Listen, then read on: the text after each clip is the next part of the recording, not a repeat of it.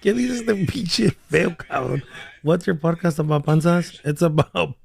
It's it's about this way. Mecos de gorila, your favorite. Lupe, you know we should have Lupe on the podcast, way. Yeah. You know how many dogs he's jacked off, bro? Bullshit aside. He's jacked off. And here's the thing about him. Dog jacker. The dog jacker way. The dog jacker way. He jacks him off hella crazy. Can't nobody jack off a dog like me. I don't even need a whole minute. Hey, but then at the end, Lupe, way, he puts his thumb on their butt and the fucking dog shakes all crazy, bro. Anyways, he's good. Yo. Hey, so what? First off, let me bring this podcast in, yo. This Treehouse Club Network. I'm here with the ever so elegant Junior Number 9, really close friend of mine. I look as good as I sound. Ice. Yeah. Ice. I'm gonna see you, Ice. Yeah, we're out here at the Treehouse Club Network studio. We were actually gonna be relocating to Los Angeles. We got a lot of big things going on. Shout out to the homie Trap LA. Shout out to the homie Trapzilla, and shout out the gorilla. to, you know what I mean, all of my Cali peoples. You know, this motherfucker thinks my studio stuff is for him to hold up his fucking cell phone. You fucking weirdo.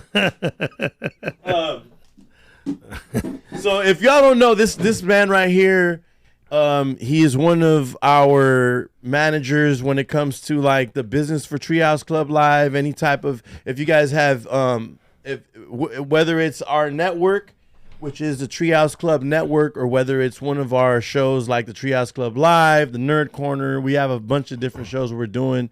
The Doghouse with my homie HD Gabe. We're gonna do that tomorrow. Tap in with Junior Number 9.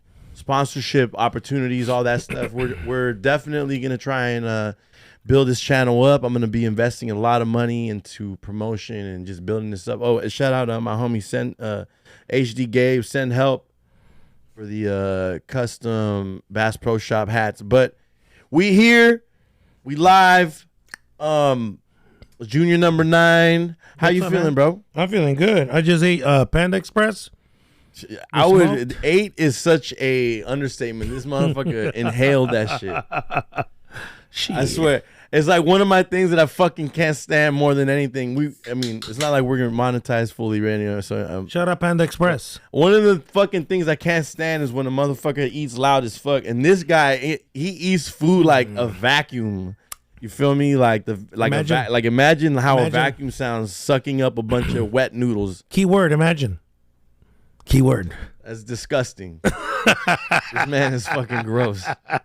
I don't think y'all get it. But so Junior, I mean, shit, bro. A little bit. Give yourself a little bit of a background as to like what you do, what you got going, what you've accomplished here in the 831 as far as like the music scene and events. I'm not a stranger to anybody. Everybody kind of knows what I do. As far as music, I used to. You please not take any calls during the interview. I used to say this man is like, yo, you're getting interviewed. I manage artists off and on, and you know, I do shows and free the homie happy, free haps, and many others. But right now, mostly I'm focused on getting back out there and getting some promo as far as doing. You got a Spanish artist that you're dealing with right now, right? Yeah. I'm doing Spanish now. So basically, I jumped over to the Spanish guys. I know you guys been wondering where I'm at and why I'm not into it. I'm readjusting my focus because I'm the kind of guy that I can't multitask. So if I start doing that, I'm gonna water down everything else that I do. I only have one gear. So I'm gonna be focusing on him, doing more shows. I'm still gonna do hip hop, rap. We just did YG, that was good, and I still got a couple more coming up. Sometimes shows don't work out for one reason or another, but I'm also part of this team. Hip hop is just different. Hip hop is hip hop, but the Spanish scene is getting huge, and you know, as I was telling a couple people about it, like what people failed to realize is like when it came to Spanish, all the artists that we grew up listening to are still touring. They're still headliners. They're still doing their thing. you know, and when it comes to like rap and hip hop, it's a always changing genre. So, you know, Ja Rule is not gonna be popping like back in 2001 right now, but you were to take like I mean, after they did the even battle, 50 Cent. So then you take an artist in Spanish, they're like legacy artists. correct. So then you take like Legacy a Ramon artist, Ayala. different. He's still popping, bro. Yeah. He's still fucking selling arenas. But the thing about Ramon Ayala is his voice ain't even what it used to be. That's why he's got his little trio with him. And check this out with Spanish. But you can like book that fool for like wild cheap though. Honestly. I don't know about that one. Yeah, you could put Ramon Ayala for wild cheap. Yeah, I'm hearing. You know. but there's a lot of new artists that are young, that are coming up, and they're the future. You know what I'm trying to tell you is all the new starters for Spanish are basically here in front of us, and they're young, dropping a lot of good music. They're trying to work. They want to go on tour. They want to do this. They want to do that. And I'm in the mix, and expect to see my name out there. That's good. I feel like that when you first came in, you were pushing. One, you were promoting like fights, like local fights, and then you were and not like local fist fights. It was like actual like sanctioned fights. But you were also promoting my good friend Dusty. Yeah. And pushing him he was like one of the first times that I heard. Shout out Lil Dusty and GSI Inc. G Spot Inc. He was the first time that I heard like a new type of like corrido or like Spanish. A breath of fresh air. Yeah, because it was all kind of getting like it all sounded like circus music after a while. Like if he would have stuck with it right now, he would have been. He was ahead of his time for real. Super ahead of his time. Super ahead of his time. He was doing shit that motherfuckers is barely like catching on to now. 8 years ahead of his time at least. Because I heard somebody like what's his name Arsenal Efectivo do that Lolo Felix song that was kind of along the lines of what Dusty was doing, and then Tres Elementos. Yeah, he's a young Chicano, you know, and he likes rap, he likes Spanish, so it's gonna show in his music. And my boy can rap in Spanish, and he can rap. Yeah, and in English, but for real, like if man. Yeah, just him. If he wanted to do it, he could do it, and he still can because Dusty's a really driven. But he got that new individual. shop. He got that new tattoo shop. Yes, he's doing good. And aromas, go hit him up. Yep, go hit him up. G Spot Inc. It's my brother, Lil Dusty. You can find him on my Instagram. Yeah, he's got a shop in aromas. Go support him. They always do like monthly sales where you go in there and get a tattoo for it's that tattoo special for like $60. You know what I mean? Maybe you could get JR Number 9 tatted on you. You never know. Yeah, or you get Gambit. You can get Gambit, guys. Guys, get your bitches to come through and tattoo Gambit on them. Guys, you guys could tattoo this fool's pussy or cat on you. You know what I'm saying? Shit, dude. So I mean, so right now, but you got a shop going on too, right? You got the Next Level 831 Next Level 831 734 East Lake Avenue, Suite 8, and we're getting ready to open up Salinas as well. What do you guys do there? Okay, so what we do is we have a bunch of young barbers. They do you can book your haircut with them, or you can walk in. We accept walk-ins. They do designs, fades, all kinds of stuff, but we also have a storefront. Junior gets his pubes faded every week, right? Of course, ladies, of course, or men, whatever. I wouldn't have it any other way. Yeah, and you get a little design too. You get like a hard part with Gambit gets his culito hairs braided. But anyway, I don't need to get them braided. I keep them short. No, we also have a storefront, and we sell shoes. We buy, sell, and trade. We have different clothing from different local brands. Hold on. But right now, there's the whole thing. How do you guys judge your pricing on for your shoes? Because the whole StockX thing is they're going. They got the whole thing with Nike being sued with Nike, so they're kind of like correct. But the thing about that is it doesn't affect us because we use it as a chart. They're not going to be able to. Well, they're having trouble reselling Nike, so the pricing doesn't really affect us. I mean, if they go away, then we'll figure out a way. But we'll keep you looking fly. Just come hit us up. Shout out my partner Roger. Roger. Yes, very tall guy. Evergreen. Very tall guy. Just so you guys know. He's like 6'1", 6'2". 6'4". Damn, he's tall. Roger's tall. He was tall, but I didn't know he was that tall. 5'2", 5'1". Oh, 5'2". Hey, I give him a hard time. We fuck around all the time, dude. He's got 4'2" Doug beat. I think 4'2" Doug's like 5'4". We fuck around all the time. Roger's gonna see this big motherfucker. Now we joke around. He's not that short. Nah, he's like 5'2", bro, 5'1". Hey, Roger. Hey, Roger, getting at you, Roger. Don't Hey, get your man. next time he's got to come so he can make fun of me, but he makes fun of me all day long too. Why? How skinny you've gotten? Yeah. Or today they posted a fucking seal, like one of those big ones, and they just look at it. I can't even make it up. Dude, look at my story. These guys, bro, they make fun of me. You kind of do resemble a sea lion. And he sounds, you should have heard him like when he was eating earlier. It sounded like you were eating down a fucking whole plate of anchovies. When I'm hungry, I'm hungry. Man. A nigga gotta eat. You hungry like a homeless person's hungry. It's like, bro, you ate lunch 2 hours ago.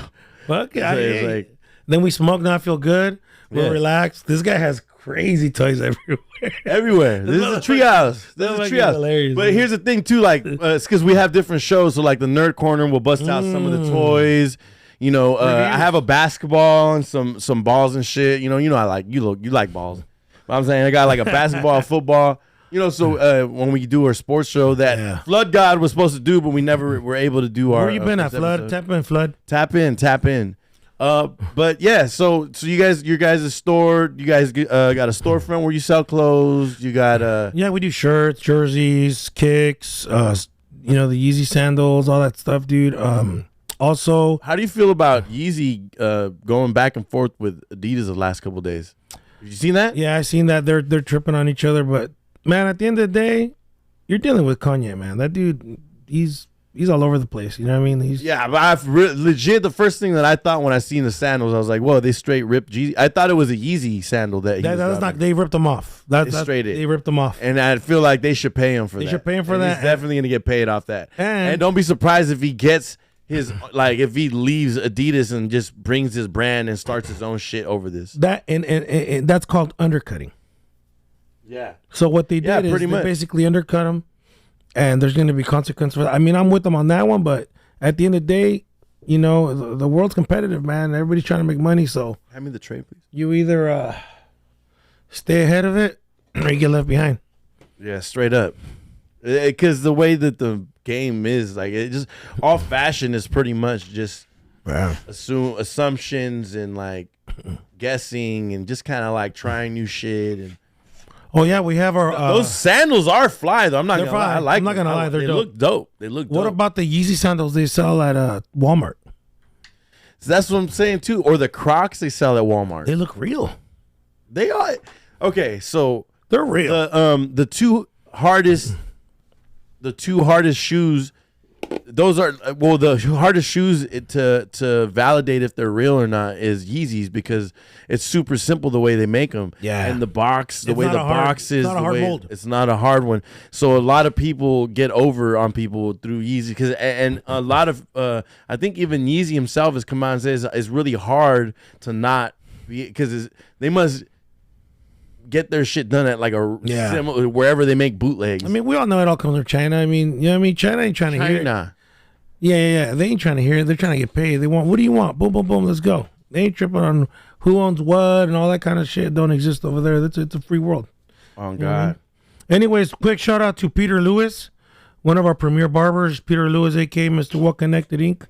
Cutest guy we have at the shop. Peps. Yeah, Peps. Oh man, he's a good guy. Cutest guy we have at the shop. I love Peps. You guys should do a poll on who's Instagram. the cutest, hottest barber there. Ooh, but you can't include like Veronica because all the creeps are gonna be like, well, the girl. Creepers. You got to just be like, out of all the guys at the shop, who's the hottest? Who do you think would be the hottest? Me? I think it's definitely gonna between be me and like, Pepe. I was gonna say Roger and maybe Alan. Alan's kind of like shaped like a model. You know what I'm saying? Like, who's gonna fight for last place? Roger and Alan, bro. You think you're more attractive than Roger and Alan? Oh yeah, and Peps. That's a fact. What do you mean?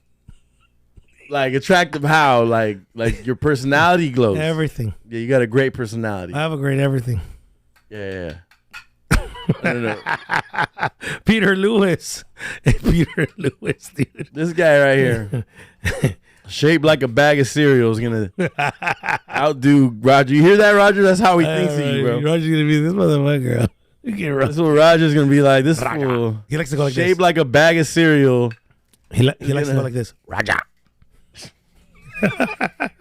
Y'all are wild. So I like the environment that y'all keep in there. It's Oh pretty yeah, lit. yeah. We joke all day, but at the end of the day, like if we need to help each other out, we always do. From Alan, Alan has mood swings, but at the end of the day, I always tell him, "Hey, Alan, can you make me a braid?" He'll go, "I got you." You know what I mean? Even though he's mad and he doesn't like my jokes sometimes, I definitely could see Alan getting annoyed at you. Hell yeah, he does. Like how I get annoyed. He does. Like, He bro, does. He does. He does. You have to pasas, fool. He does. This fool be taking the joke too far. You feel me? Like it's a funny joke, but you took it too far. Like Or we tag each other on Instagram. yeah, so I gotta just come back hard with like haymakers after a while.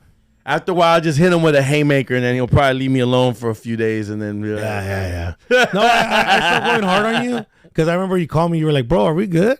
yeah, because sometimes like, bro, it's like, are we cool?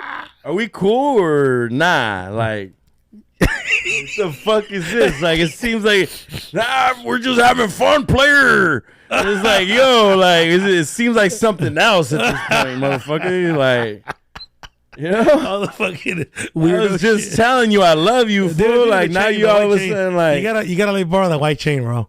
which one? This guy has a fucking 1989 bicycle chain. The hating. ones you used to lock your bike with at He's school. hating because he's not knowing what the flyness is. I get so many fucking compliments on that fucking random chain. I know. I'm asking you, can I wear it, bro? No. In case somebody wants to steal my This pants. you're gonna look like fucking ultimate Theo swag over here. This man over here dresses like a fucking uncle. He's dressed like a fucking little league baseball coach. Oh, no, what's his name? These guys are crazy, bro. What's wrong with these guys? You know that we have a live chat. I know. But we got to keep it real. And part of keeping it real is telling all our viewers that we want to thank you for tuning in. Right now, Mr. Gambit is rolling up another joint or blunt. Yes, we're rolling up a blunt. And we're going to just shoot the shit, man. Like Just shoot it. Like we'd be at the shop. That's what we do at the shop. We talk shit all day, bro. We talk about sports, this and that. We make fun of each other. I just uploaded something. You should reshare it so people can log on now and watch us. Well, you sent it to my Instagram? Yeah. All right, let me check, guys. Let me check. Boom skis. Okay. Did I tell you that? So pretty much, I ordered a Johnny Dang Treehouse Club pendant. That's pretty much this logo right here. Nice. This logo right here, iced out, right? It's gonna be probably closer to this size down here. Ordered that shit 2 years ago. It hasn't come in. Johnny Dang finally reached out because I was like inboxing him, telling him how upset I was, how annoying it was that my fucking shit wasn't ready. So then they finally reached out to me. They were blowing me up all day yesterday. Finally got a hold of me and let me know that they're gonna get my pendant to me, and Johnny Dang is gonna personally deliver it to me at Rolling Loud. Nice. And he's gonna mold me for a free grill that they're gonna do for me for the weight. Dude, sounds like you came up. I say so. I definitely say so. Keeping it real, bro. I feel like you fucking a free what? A free grill from Johnny Dang. Fuck. Melt that shit down and cash it out, brother. Yeah. Nah. Nah, you shit, dude. I'm gonna have, and I got one from Alligator Jesus coming. Okay. You know what I mean? Well, Alligator Jesus just molded Madonna, Beyonce. That man's going crazy. speaking of jewelers, shout out my jeweler, Mello the jeweler, for always keeping me looking good. And he's got something coming my way. Shout out Mello the jeweler from Houston. It's my dog. We gotta go to Houston. Turn up. I got a lot of good people out there. Oh, shout out Pac-Man. Shout out Pac-Man. He actually got hurt because he was trying to pick up some beef jerky from the floor and peanuts. Oh my He god! slipped and fell, and he like almost broke his knee, and he's getting better. Shout out Pac-Man. I hope you get better, bro. You know what I mean? He like almost broke his knee and he's getting better. Packy? Yeah, Packy, dude. That guy, man, man. he's something else. He's special, that guy. Oh man, that's hilarious. Yeah. It's not hilarious, but it's hilarious. Yeah, Packy, I have to help him tie shoelaces Yeah. all the time. Yeah. How do you do it? Do you do the swindle over, or do you do the 2 bunny ears? Well, because they might come loose, I tie them behind the back.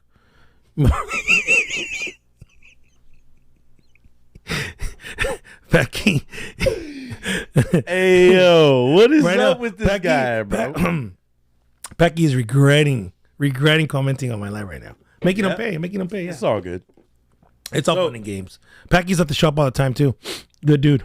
Yeah, and we gotta send another shout out to the homie Trapzilla in LA. Oh, Trapzilla the gorilla. Once we get this shit locked in, and we get I move this whole studio down to LA next month, we gonna get tapped in. We're gonna do some really dope podcasts. It's Really, gonna be sick, dude. really pod. We're gonna pod the fuck out of LA. Hell yeah. Love it. One more shout out before I forget. Shout out Piston. He's got his new auto repair shop right there across the street from St. Patrick's, next to the tow yard. He take care of you quick, fast, easy, very affordable. And he won't steal your catalytic converter. He won't steal your catalytic converter. He won't. I promise. Yeah. He's definitely an everyday face at the shop. After work, he comes and pops open a 12-pack of Pacificos with us. Oh, that's nice. Yeah, that's what we like to drink in case. Little illegal action that. In the back, in the kitchen, because that's what I have for lunch, sir. So if you ever want to bring me something to drink, bring me some Pacificos, glass preferably. Pacificos. Look who just came on the live. Pacifico. Guess Some who came on the live? Pacifico. Who? Roger. She's gonna see that video. I posted it, dude. Wait, are you live on your? I'm live, but when I went to check your DM, Why would you do that? why? You're going double live so they can watch us here and not watch us on YouTube. No, Share the link on YouTube. They're gonna watch us twice. No, kill the live on there and then share What's the link? YouTube link? What's the link? I did. Just like you told me. I did. Yeah. There we go, boom. So, anyways, But don't go live on your YouTube. I'm not live anymore. Or else they have I'm no not reason live to go to anymore. the thing. Well, This I don't know. fucking guy. This guy, This fucking guy. Hey, speaking of Gambit, let's focus on Gambit. One of my favorite people to speak about. One of the funniest dudes naturally. I know sometimes he gets mad at me, but dude, if you guys knew this dude, where I know him, he's hilarious. Pretty fucking hilarious. He's funny, dude. Because Let's get into it. All right, what do you want? I want to say, like, what do you think about the 831 rap scene right now? Oof. It's a new time. There's a lot of guys that don't rap anymore, so there's a lot of old sound still lingering. Rap, I always like for it to evolve. I like originality. Right now, unfortunately, a lot of guys are trying to mimic rappers that came before them, but I don't really get mad if you really think about it. They're influenced by the people that came before them, which is normal.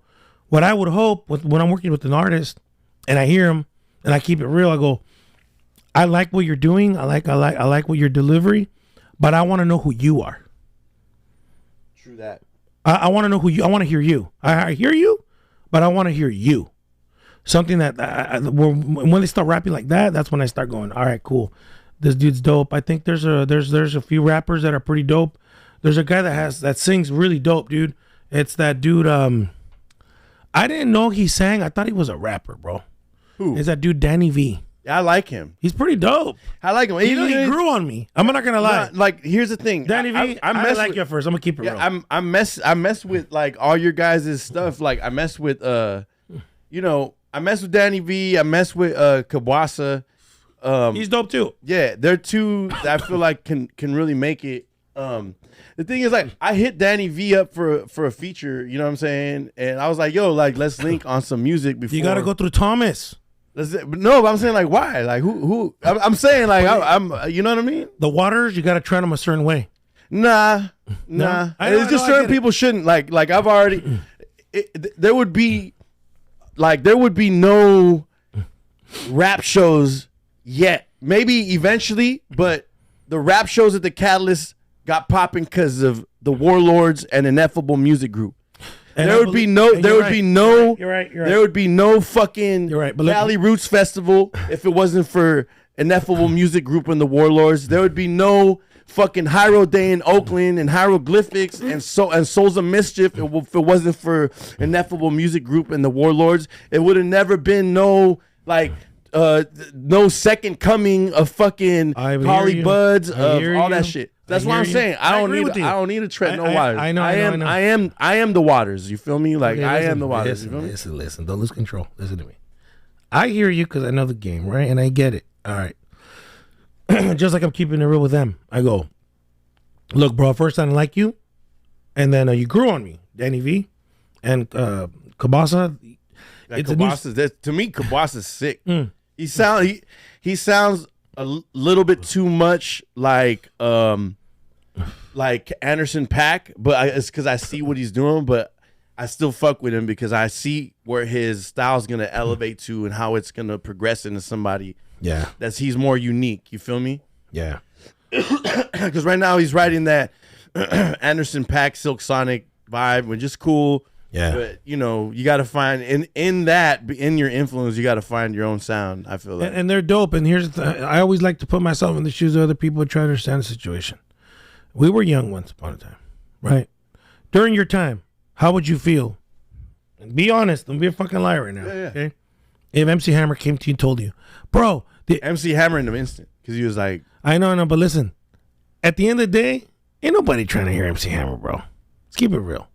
Yeah, in but 2001, 2002, I'd pay money not to hear MC Hammer. Yeah, but the difference between MC Hammer and me is that I kept dropping music and I kept building my scene I kept contributing. These are how the and kids... it's not even the fucking 831 scene. I am contributing to hip hop. I know. Hip hop, like the culture. Like, I've made contributions that have directly influenced the culture.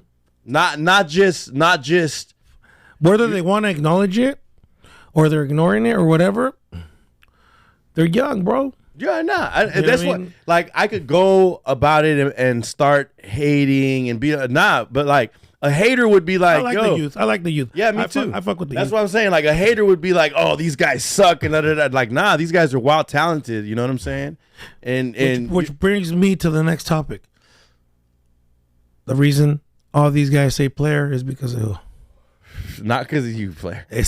Come on, there it is. This guy's I literally, one of my main aliases is player. How you gonna tell me, bro, for real? Come on, dude. Player. No, player. Dude. No. Yes. No, yes. dude. No. Yes. No. I've been saying player for a long time. No, I've been saying player right after dude. Before you, there was a bunch of cholo dudes like you. No. You were not. First of all, they went from right now the cholos are saying my G and my boy. First of all, I never said that. Number two, I've been saying player back when people were saying, hey, that's tight. It's a long time, player. That's a long time. If somebody got to tell you that player is tight, you definitely weren't the first one. Oh man. Anyways, you're welcome. That's my little contribution. My little contribution. You know. Right. Big pun. Thank this motherfucker from the grave. Still not fucking weirdo. Yo. Oh man, that's crazy. Hey. But I think that eventually they're gonna dig up your music and try to figure out what you've done because it's all over the internet. And I think once they figure it out and they're smart, somebody is gonna be like, I need that dude to help me with this because you know what I'm saying. Like, there's always gonna be somebody. Nikki brought up an important Nikki Sav. Shout out my boy Nikki. He brought up an important thing. He said that you don't have to necessarily, and the biggest problem in the 831 is like you don't have to be able to collab with somebody, right? Yeah. Although I feel like the way I sound is so compatible with so many sounds. I've made music with people from New York City. I made music with people from LA, from Memphis, from Chicago. Well, you're more universal. Right. I feel like, if anybody's going to be able to collab with everybody, it's going to be me. Yeah. But I also feel like these fools, like, a big part of it is, I might not be able to collab with this cholo rapper, right? And even though I'm not a fan of cholo rappers, I might be able to use my resources to help you bubble. You feel me? Yes, correct. Yeah, and that's what people don't get is like You could help somebody and fuck with each other, and it doesn't even have to be musically. But when you come, you can't have an ego unless you're bringing, like, no offense, but if I have a few $100s that I'm gonna put towards a feature, I'm gonna pick one of my famous friends that I could get a cheap feature from. No offense. Yeah. You know what I'm saying? I'm gonna hit one of my Bay Area homies or one of my LA homies who got an actual name and a draw, and I can probably either get the verse for the F or get it for fucking ridiculously cheap. You know what I'm saying? So that's another thing. Like, humble yourself if you know what I mean. But you know what, bro? I think with the young bulls, like, you know, I'm around a few of them here and there, and they ask me for stuff here and there, and they you know, luckily they take a liking to me, and I bullshit with them. You know, I ask them the little questions, and then I check up on them, make sure they're all right, and try to guide them as best I can without preaching. You know, I try to just tell them to do good and stack your paper, take care of your family, stay out the way, bro. You know? Straight up. But as far as music, if I have to keep it real with you, bro, water's dope. Yeah. Water, though, that dude Kabasa, the Danny V's coming up. Danny V. I don't really. I like honestly, like a lot of the Seaside rappers. I think Seaside is the dope. Has got the dopest rappers. Period. Seaside has the dopest rappers. They got some heat. Then you know you're gonna go towards like Marina. There's a couple dope rappers in Salinas. Kabasa and Danny V in Watsonville. There's a few scattered in Santa Cruz, but I think mostly it's that's the gist of it. It's not many. And Flood God too is like, we should have been supporting Flood God in his 20s. I don't know if he was rapping then, but you know the issue is that he used to be a basketball star. He used to be overseas basketball player, bro. Right. So the issue comes too with longevity, because you can't be trying to jump in the game rapping hella old. Hella old, you know. Yeah. If one thing's like me, I've been doing music since I was 16, 15, 14. There's like recordings of me where you could Google and YouTube like old recordings of me from when I was like 15, 16. And that's like 20 years ago? Yeah, I've been doing it. I've been gone on tour, multiple tours, been done all that shit. So one thing's having longevity, and then one thing's like trying to gain, because when you're young, you have a core fan base, which is like your friends. They're gonna support you. That goes away, and it eventually fades, and whatever you're left with is people kind of what you've built. Yeah, people got jobs, people got kids. Straight up, because they're the ones. All your single homies with no jobs, all that shit, no kids. They're the ones pulling up to the show. You know what I'm saying? And eventually that shit does fade away. It's bro. Whatever you still have after that. When that dust is settled, whatever you have is that's what you got to build with. You know what I'm saying? Well, luckily, I'm lucky enough to have somewhat of an audience still. The one thing I tell people about you, I go, bro, he's still out here putting out music. That's not easy to do. That's really hard. Just about all your friends don't rap anymore. You know what I mean? So it's shout out to all them, shout out to Sincere. They did their thing. They did their Scorp thing. Still putting out music and doing his thing. All your buddies put they put out good music, and now they're moving on to other things, and that's fine, dude. We all do. Even me. I mean, shit. I really found a real love and passion for like podcasting, and I found a love and passion for art, for like my fashion and shit. Nice. Fashion is lit. I love it. You know what I mean? Yeah. Shout out again, send help. Yeah, so I feel like I had to get get that shit off, because I feel it's just like in the big game. It's like you can't just the way these motherfuckers don't respect the guys who came before them, and then the way that the old motherfuckers don't respect the new one. Yeah. Except the thing is I respect the youth, because I know that's where hip hop exists, is within the youth. And here's a factor that we've never talked about, and that you missed. In our culture, Latin culture, Mexicanos, those type of people, right? There's this thing where it's all about competition, bro. Yeah. So Do not get into They will ignore. if you want to. They will see ignore how racist a Mexican is. Start talking about boxing. And tell them Floyd Mayweather's the best boxer. Look, I hear people. I hear people, and I respect their opinion.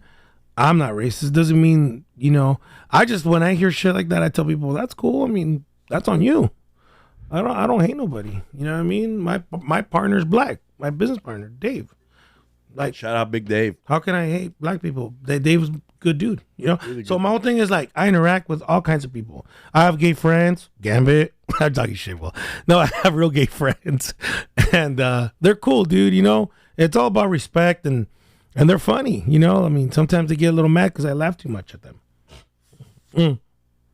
He just Because doxed, if you knew me, he just doxed the person. because if you knew me, like this guy knows me, right away in his mind he said, "This guy with a gay dude." Oh wow, And yes, I dude, He's a dick. This is why, like, I go so many dope places in this country, and I'm scared to bring this motherfucker with me because if we was in Memphis, he would be making fun of motherfuckers' accents, and it's just because he doesn't. have to. No, you don't. You're in a whole ass other place. They make fun of our accents because we sound like fucking surfers. Hey, but how do they talk? Do it. Come on, a little it was a little. This guy. Anyways, A little twang. Anyways, what so yeah, so I went on a bit of a tangent. Like if we support somebody like Flood God at an early stage, because Flood God is more along the line of like a rapper that's mainstream, and just to be, even though like Danny V's dope, he's a producer, rapper, sings, does all that, and he sounds great.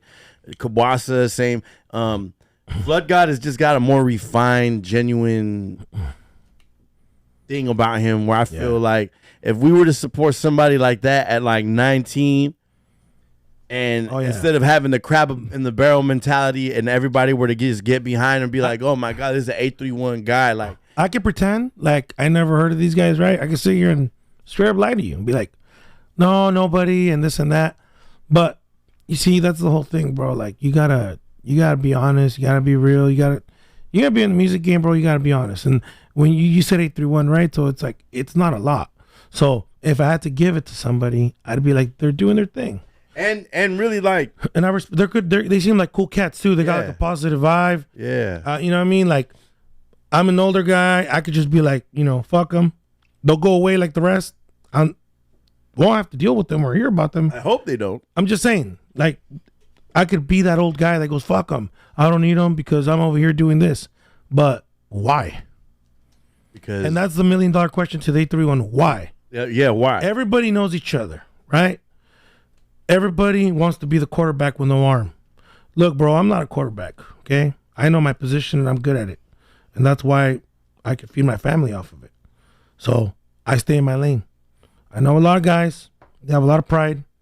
They're doing, their podcast and they're doing this and they're doing that. And to be honest, bro, shit's not good. Not me being honest. Yeah. It's not good on paper, it's not good on views. It's not good, bro. But there's also stuff that's like, but if it's not good, and people are like still supporting it because it's like, and that's great. But eventually, you're gonna run out of friends, bro. This is a business. Yeah. This ain't a fucking. You know what I mean? That's a great way to put it. What I try to tell people is this, bro. Is I go like this. Look, bro. Just because I don't like it doesn't mean it's not good, and it doesn't mean anything. However, there's a fans for everything. You put your pride aside. You give me a call. I will respect that. I'll be like, cool, dude wants to advance. You're taking the time to ask me a question. Maybe I can help him with it. Maybe I can't because I don't have the answers to everything. But if I could help him and me not gain anything from it, why not? People can't do that, bro. People like literally can't do that. They're like, nah, it's got nothing to do with me, or fuck no, we're not gonna help him. Yeah. We gotta be the best. That's specifically why I don't want that. That's why that's why they will never leave the 831, bro. That's why I'm like, yo, straight up. These guys, this guy trying to charge me, even though I am who I am. It's cool. He doesn't know or doesn't care, which is cool too. Or taking social media real serious. But I'm still cool with promoting you and saying you're like one of the doper artists in the 831. You know, Danny V, Kawasa, both very talented. Yeah, they're talented, Very talented. bro. And if that's what we got, that's what we got. Yeah, period. You know what I mean? I hope some other kids pop up and we support them, and they might have something really dope. Haps was on his way. Haps was on it. Haps was another guy that was. That's ahead why of time. the thing about Happy is that I knew him when he was Case. Yeah. And he was You knew him Taggart. before me. Bro, very talented. And from the beginning, I always thought he was the dopest one out of his whole crew. Yeah. And he went on, you know, to do what he did and became Happy and pushed that whole movement. And I thought it was dope because he didn't sound like a cholo rapper. You feel me? He could rap. Yeah. And the thing, you know, that's why I really fuck with Trapzilla's interview on No Jumper, because he was specifically talking about the perception of Mexicans in hip hop and how it was really kind of jokey, like quirky, Yeah. stereotypical, you know. What's his name? You know? No, when the sun goes down. Oh, Lil Rob. Lil Rob, you know, like Lil Rob is like, as catchy as his music might have been, it was very like almost racist, like a very stereotypical Mexican dude. Back when we ain't have no cars, when all we had was handlebars. What it is when you're out there, like doing whatever you do right. Let's say you're a professional athlete, you're Mexican, and they ask you, you know, hey man, how'd you guys win this game? You say something stupid like that, you're fucking up for all of us, bro. Like, you're making us all look stupid. I don't talk like that. I don't fucking, you know, I don't talk like that. And it's like, then you give people room to be clowning on us. So we just gotta talk to our people, be like, hey bro, just like talk right, man. Like, sound crazy, you know? Yeah, and it's just kind of wild. it is. But some people they overdo That's it. the only like, and it almost like. And here's another hot take along the same line, right? Let's see. So it's like the way that like some of these white reggae bands, Yeah. they mimic That's weird. That's weird, bro. I The couldn't thing is be- here, I have Jamaican friends. Like, I have a friend who's actually Jamaican from Jamaica, and I have a couple, right? Dude. And I asked them, I'm like, yo, how do you feel about these guys that are sitting there like pretty much mimicking your guys' accent on these songs? Yeah. He's like, that's not reggae. He's like, that's white rocker doing reggae.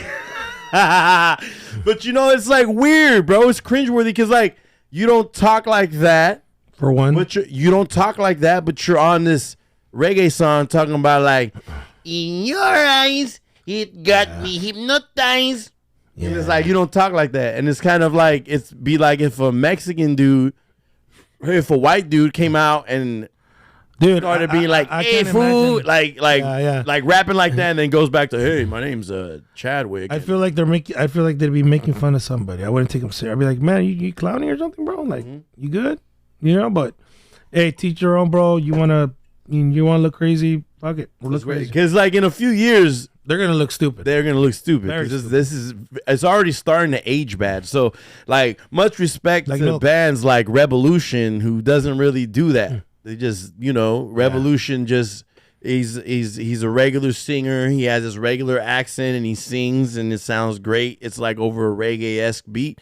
That's California reggae, but you know, Mystic Root to some as some of their songs are super like catchy. I don't know, just like the whole accent, the weird accent thing. I just can't get behind. Yeah. It's odd. Yeah, I don't like it. Feel uncomfortable. Yeah, it's weird. You wanna know It's something? like, imagine just being with a Rastafarian dude, and you guys are all watching the set. And Since then we're it's like- talking about weird shit, this is gonna be very controversial, and I'm gonna see women like 30 plus. They will get this interview right here, this clip, and they're gonna be like, "Hey, yo, this guy's right." what do You want to hear something crazy? what? I'm not gonna say any names, but I remember being in 7th grade, Okay. at EA Hall Yeah. before they built the fence, Before they built the fence. and I would see 20-year-olds Yes. picking up Yes. 6th, 7th, and 8th Bro. graders. I remember a girl getting pregnant That's rape, by a 22-year-old That's- when I was in that's like- 7th grade. bro. What And the and the fuck? guy, like leading up to her getting pregnant, she would come to school all beat up. Bro, Like, all you're beat in up your 20s, fucking kids. and beating them up. Like What Like the a housewife. fuck's going- dude? And a lot of those guys, I ain't gonna say no names.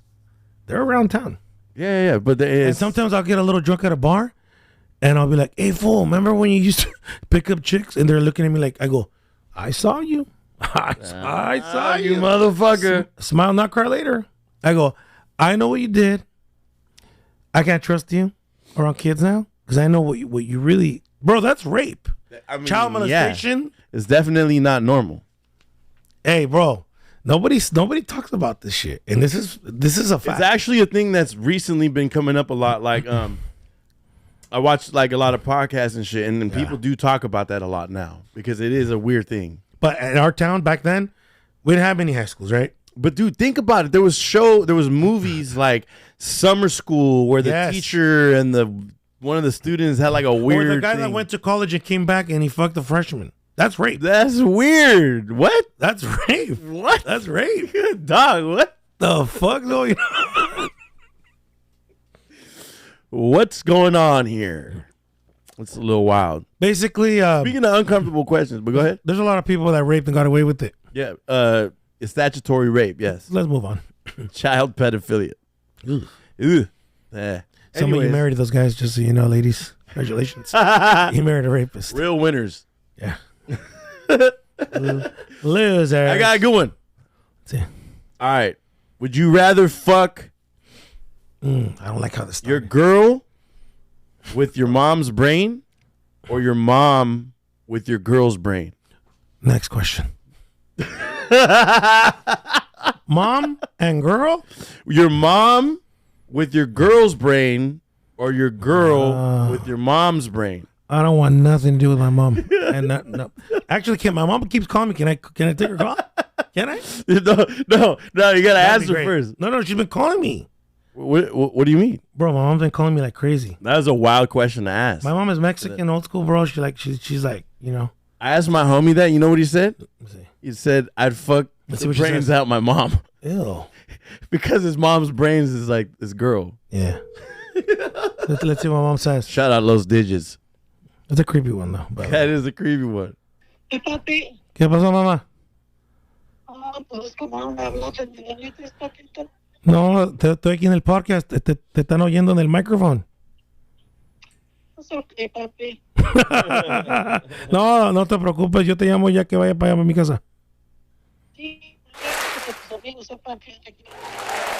Ok, mamá, está bien. Órale, pues. Okay, papi, bye. Ok. Shout out to Mama number 9.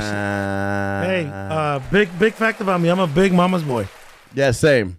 I'm not ashamed. I don't give a fuck. There's nothing wrong with that. I don't give a fuck. You know, it's like I feel like I love my mom. yeah, you got to. I feel like insecure women have an issue with that. Because I in the past I had issues with As with I the get girl. older, I'm learning that women are women are like what aliens? They're the aliens, bro. They're the aliens. They still got the more alien traits. They're a trip, bro. You can't make them happy. It's like I'm hot, now I'm cold. What the fuck? What? Do you think we came from aliens? Yeah, dude. I think so. I think think so about it too. though. Think about it. Everything right. So check this out. If this is a real planet where we belong, right? Let's keep it simple. If we belonged here, we wouldn't be dying off the way we are. Right, like our bodies would be. Well, it took thousands of years and millions of years. Does that make sense? I'm saying like for us to be able to adapt because prior. I sounded stupid there. No. You make that makes sense. You make I sense. feel like we die and we get cancer and all these different diseases because we don't belong here. I think it's because we're fucking with the earth and like manipulating, trying to play God, manipulating things. Yeah. And it's like that's manipulating our Yeah. cells and The weather does play an effect on our health, I believe. Well, everything, fool. Like, think about the foods that we're eating are genetically modified to not have seeds or. My boy Chewy told me that he's seen a truck in Watsonville pouring chloride into our I don't know what, into our water, bro. Yeah. He's like, they use fluoride. Fluoride. Yeah. I'm like, damn. That's how they clean it. Who knows, man? I mean, it's I don't think I'm qualified. Fucking scary. It's scary, bro. Yeah, because fluoride is not good for you. I mean, we just assume that the people taking care of our water and shit. Yeah, all that. But what I'm saying, the reason I feel like, well, even when you water plants, you know what kind of plants I'm talking about. If you don't purify that water, it makes a big old difference. Yeah, and how it tastes, because your bud will taste like literal tap water. Yeah, it'll be hard to flush. So if you're not like purifying it, letting it run through the tank and all the filters, your water is gonna hurt your plant more than help it. Yeah, and it has all that extra calcium and all that gunk. Yeah, that's a trip, bro. And some people, they drink that water. Yeah, no, that's why having reverse osmosis systems for your house is like the best you could probably do. Dude, you just said that today? What? This is some trippy shit. I was talking to Chewy, right? Right. Yeah, Chewy's smart, bro. He is very smart. Very smart. Very smart. So he told me that the power plant in Moss Landing, it has nothing to do with power. You know what that is? It turns salt water into clean water. No, it's not a desalinization plant. It is. They're building one of those though. Bro, I know he doesn't lie. No, I know what he's talking about, but they're probably building it there. They're trying to build. Okay, so they're gonna build a desalinization plant in. Man, trip out on this one. This is crazy. In Sand City, you know where Sand City is, right? Yeah. I met the home of water. The home of water. I actually met the mayor of Sand City. It's a lady, and she was talking about their water system is so advanced. Yeah, because Sand City, if you guys don't know, it used to be just like a place where they would literally make sand. Really? And that type of thing. Like it was like an industrial. It was like an industrial area. So they, I used to record at Tri World Records there. That was the first label I was signed to at 17, and but I was like mixing and mastering there starting when I was like 16. So when I was 15, I started working with them. When I was 16, I started working their studio sessions. 17, I got signed as an artist. Nice. They were trying to push us to BMG and Interscope. So I used to be right there at Sand City all the time at Tri World Records. So back then, it was only fucking industrial buildings all in that back area behind the Costco. Now I went there. I was like invited to an event that was at a brewery behind Costco. I was like, what? There's nothing. Oh yeah, there's a brewery back there. Badass it's one. It's badass brewery. with an apartment building. Yeah. So they had this event there. I went there, chopping it up with the mayor, and she was saying that they're one of the only cities in America that has a reverse osmosis water system, and you pretty much have drinkable tap water anywhere. If you live in Sand City limits, you have drinkable tap water. Damn. They have their own water system. That's fucking incredible because they're taking water from the ocean, desalinization, and sending it through the city. So that's a huge. It's got its own water system. It's genius, and so it's like they have so many other plans to do similar things like that with like renewable energy and all that stuff. So it's gonna be like a really like advanced little city. Because it's been nothing. It's been growing. Marina, exactly. But I'm saying like it used to Sand be City has pretty much been nothing but warehouses. Now they're getting people to move there and all that stuff, and it's essentially creating this crazy state of the art city, which is lit. Hell yeah, way ahead of its time. Reverse osmosis. Check that. That's like when you run water through. Watsonville doesn't even have a mall, let alone reverse osmosis. Yeah, they're Watsonville is because Watsonville was built in 1846. It became a city, and then 1852 it became part of the California Republic. So as opposed to Sand City, which I think Sand City was, it was like 1950 or 1960, like the 60s or 70s is when it became a city. So Yeah. you could assume that a lot of their technology and all that shit's a little more advanced than Watsonville's layout. Yeah. But all right, here's a uncomfortable question. Here we go. Would you rather smell like shit all the time and not be able to smell it yourself, or would you have your significant other smell like shit all the time, but you have to smell it all the time? I'd rather smell like Ock and have me not smell it. So you'd rather smell like shit? AK Ock, yeah, of course. Lit. What's up, Ock? Loser.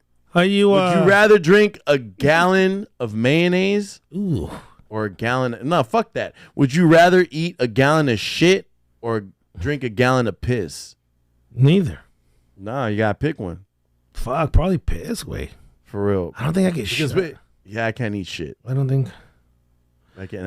I don't think I could do shit. I can't. Dude, did you know that in China they're converting shit into food? They already did. It was in Japan. What the fuck is that? all A about? Japanese scientist was able to separate the protein particles in shit and like pretty much just take all the protein particles, pull it out of the shit, and then slap them together and turn it into like shit that look like roast beef. Who's gonna eat that? Would you eat it? Fuck no. Hey, I'm gonna keep it. What real, if it bro. looked good though? The way What the if like world- they brought it to you and it just looked like the way the some world is heading, high bro? class meal? What if like if that's where we're heading, like on planet Earth, we're gonna eat refurbished shit, bro. I'm gonna keep it real, bro. But tell Jesus, come please grab me, bro. I'm not eating shit, drinking salt water. What the fuck's going on here? you're not gonna drink piss? If it's like you gotta drink piss and eat this like synthetic meat made out of shit. Yeah, and then to top it off, where do they go? So you're gonna eat refurbished shit, drink salt water, and listen to MGK? Bro, if you tell me it's like, if you tell me that's Doja Cat's shit and they converted it into me, I might be with the shit. What if they told you that, and then at the end they told you that's Ox shit? Oh, that's fucked up. Then we fight. I'm fighting a scientist. I'm I'm like- shooting him. Shooting him. Nah, Taking the blicky. You getting shot in the face, scientist. You getting shot with the knife. What's up with these questions? Here, I got one for you. All right. You're on a boat. I'm on a boat. You are on a boat, and you can only save one person, and you got Casey Sincere and Scorps. Who are you saving? You can only pick one. One's got to go. One's got to. So you want to ask weird questions? There you go. Okay, and I'm gonna do this because I'm gonna save Casey because Casey's a dad. Casey's a dad. What a smart angle he took there. I know. That's like, so basically, Scorps could die because he got kids.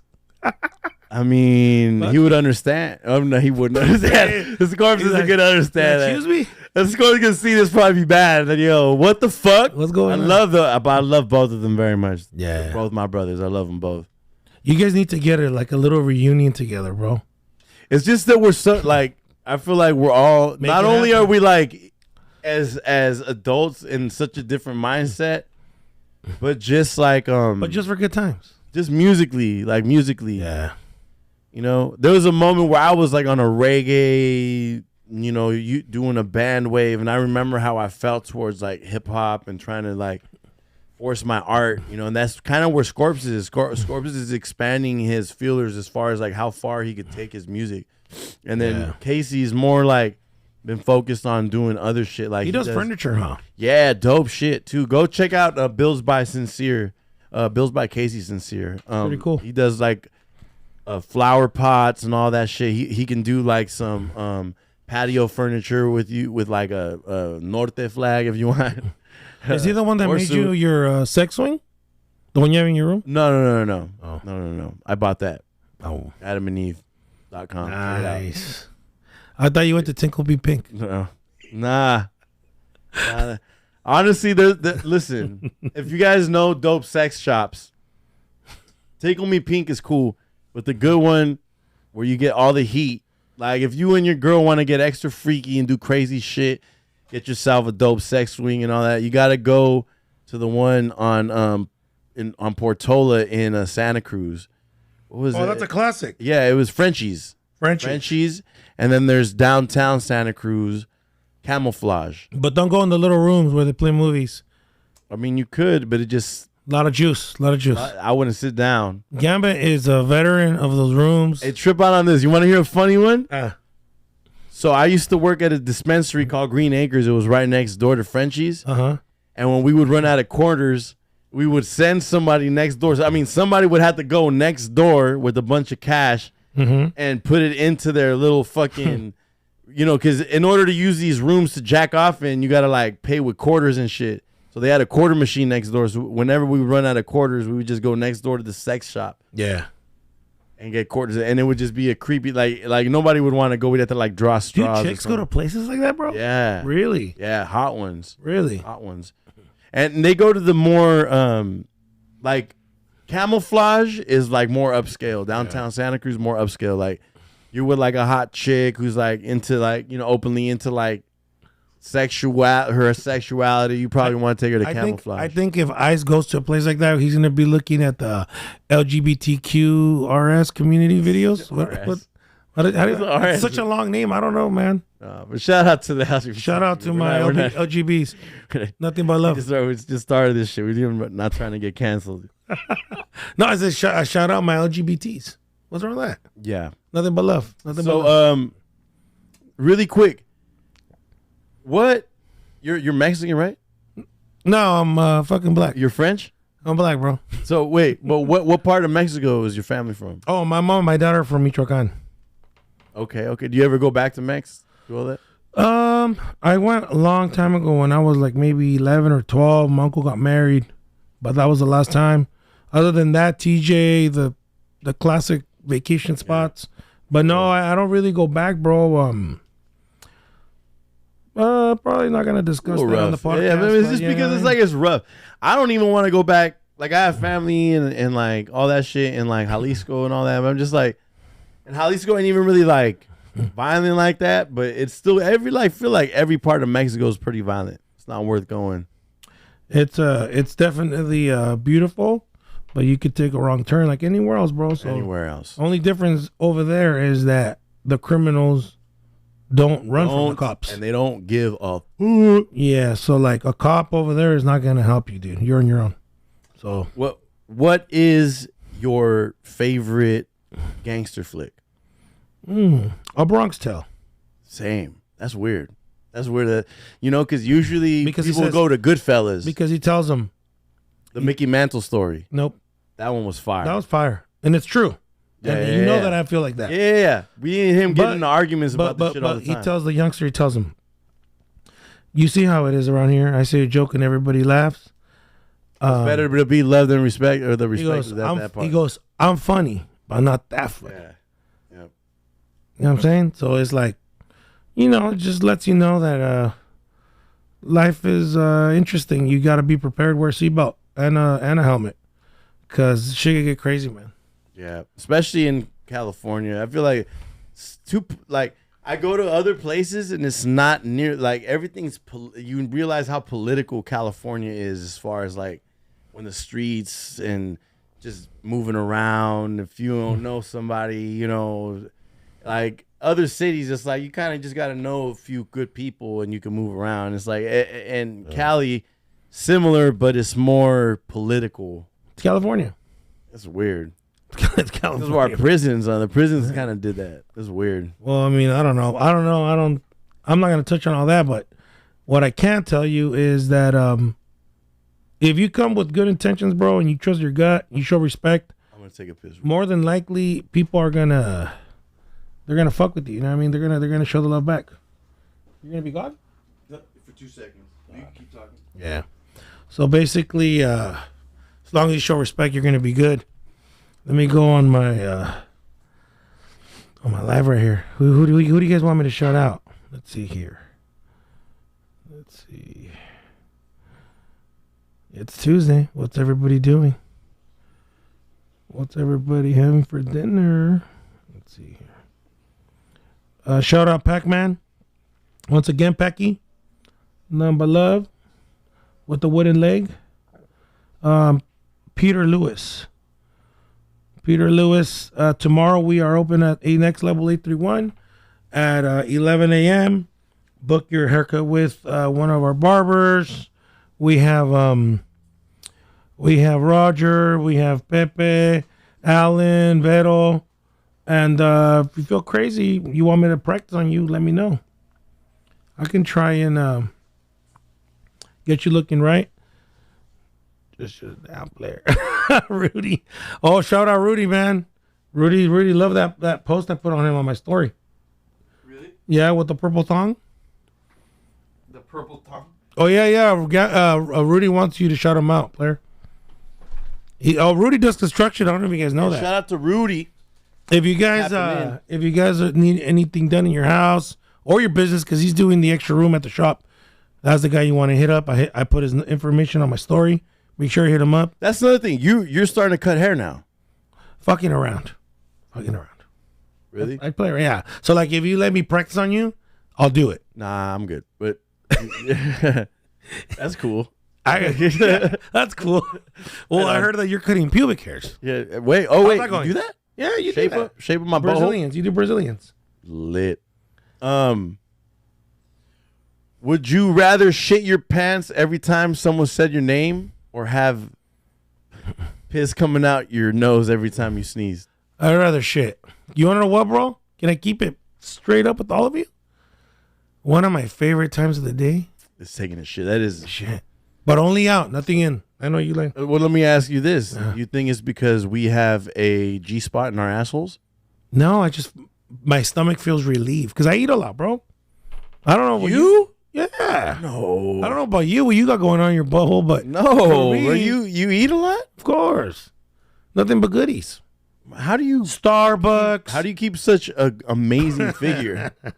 Starbucks. You guys in great shape. Starbucks. I like He's those in the papas. shape of a circle. You know those papas? You know those papas? The ones that come with the bacon and the sour cream? You eat all that? Of course. Wow. Hey, shout out Nayarit. My favorite Mexican seafood spot. They got fire.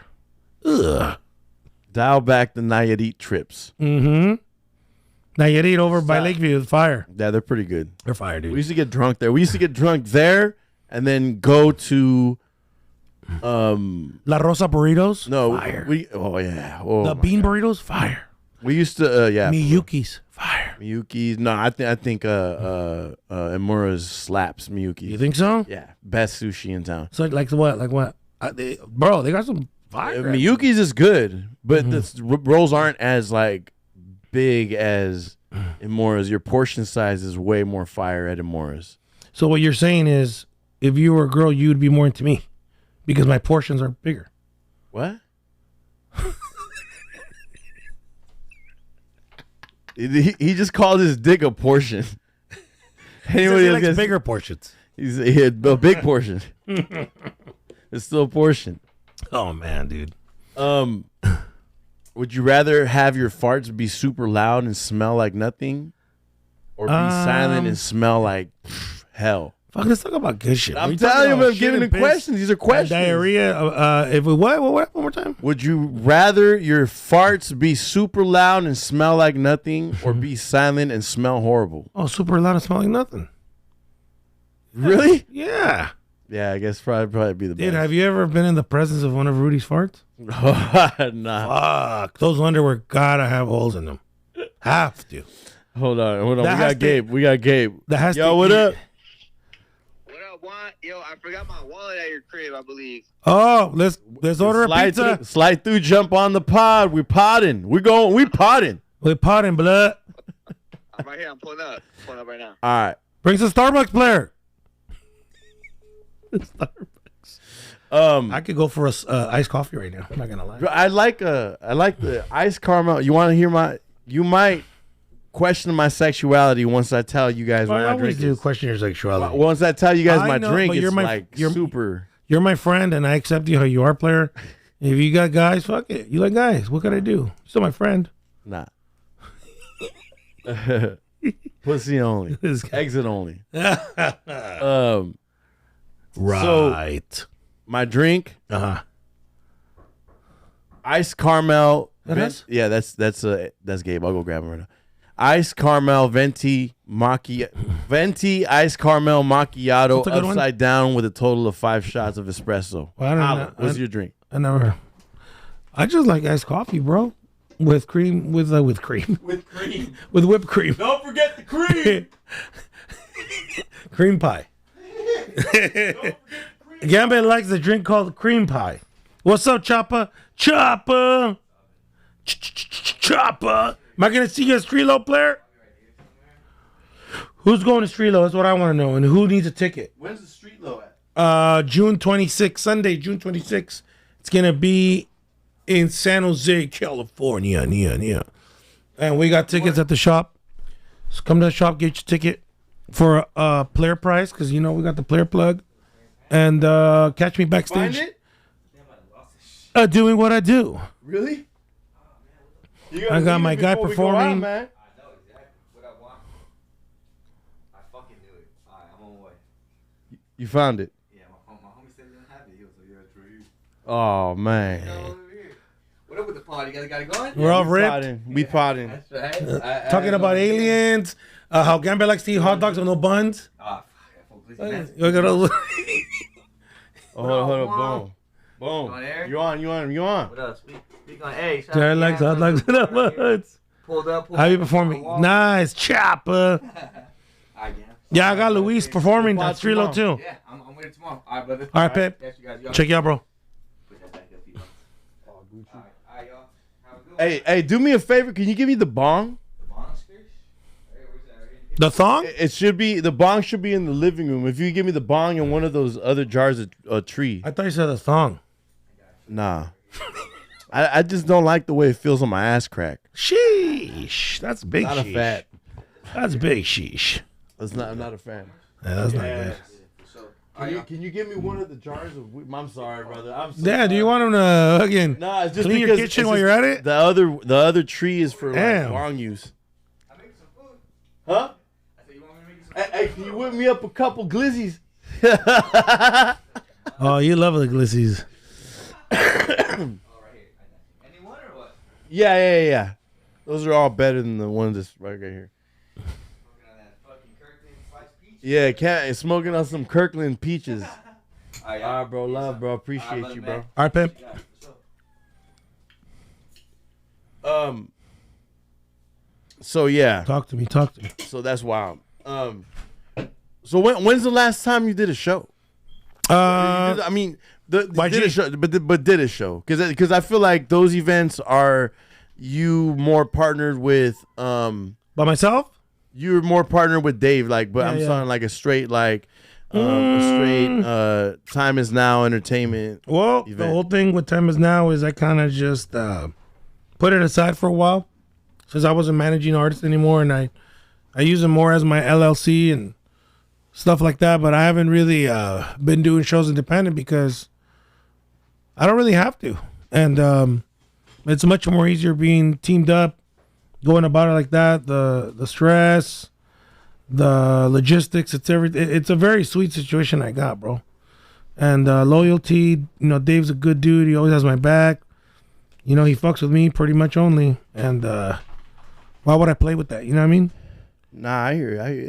I mean, it's definitely hard working with other people and trying to get events together when everybody's not on the same page and people got different. It can be. different. Like people have different. Well, even us, we got that event we're doing in LA. Yeah. And you and Trav with your whole and all that, you and him, bouncing off of each other. I'm just like, okay, cool. I think it's one of. I just think when you meet people in person, Yeah. you get the energy dialed in better than anything. You know what I'm saying? And us being on a phone call, 3-way. yeah, and this it doesn't give the same vibe. You know what I mean? It doesn't. But it's sometimes deals land the way they land, bro. You know what I mean? Sometimes I be getting venues for people, or I do my own this, my own that. But I haven't, ever since COVID happened, I kind of it was actually good for me. It gave me a break to really sit back and think about everything and what I enjoy doing and what I don't enjoy doing. You know what I mean? And I'm probably going to kick back off doing clubs for a while. I've done that. That's every Friday, every Saturday. That's a job, dude. You gotta know what you're signing up for. I did all those nights. Shit was fun too. Don't get me wrong, good money. But like every weekend, bro, I'm at a club. Do you understand how old I could get? You know what I mean? Like whoa. So when I do shows, it's more of a. That gets draining. That's draining, bro. The driving back to Wattsville Just from the Bay every man. night. Fuck that, bro. I could tell you so many shows that we did where it's like we almost died on the road because motherfuckers Tired, were twisted, drunk, yeah. drunk, tired. It could be staying in hotels, making sure nobody followed you. It's kind of sketchy, bro. You know what I mean? Because people be watching, they think they're slick, but I'm watching them watching me. Always. This guy, You know how I roll. the fucking Sopranos, Tony Soprano. Junebug Soprano. Yeah. What is your goal as far as what you got going? Like, do you want to solely, I just can't wait to just sit and watch the store make money, or damn, I just want to be able to focus on doing shows and putting artists on. Damn, like, what is your thing that you want to you want to land? You know me. You know how I roll. I got different stuff going on. So like, if I'm not doing this, I'm doing that, and sometimes I'm doing everything at once. So like right now, I'm focusing on the shows. I breed dogs. We got the shop. We're opening up another one. We're Speak on it. Where? Salinas. Oh, that's right. We're opening one up in Salinas. 12 chairs. It's not gonna have the kicks and all the gear like the Wattsville one, but it's gonna be pretty dope, really dope, like really dope. And I just got into a new venture with my other partner, and we're gonna be buying some toys and selling them like my slingshot, right? Oh, okay, those types of Those toys. kind of toys. Yeah, I know people who actually trade and sell exotics, like razors, street bikes, stuff like that, toys. And we're gonna be buying some stuff. Might not need much, so if it does need something, we're taking them to Piston. I keep all the money in my circle, so even with my shop, right? We got Rudy. He's doing all our remodels right now. Lit. We'll end up taking him to Salinas. We need anything. He'll be doing my parents' bathrooms. Like, we keep it all. You know what I mean? That's how you should.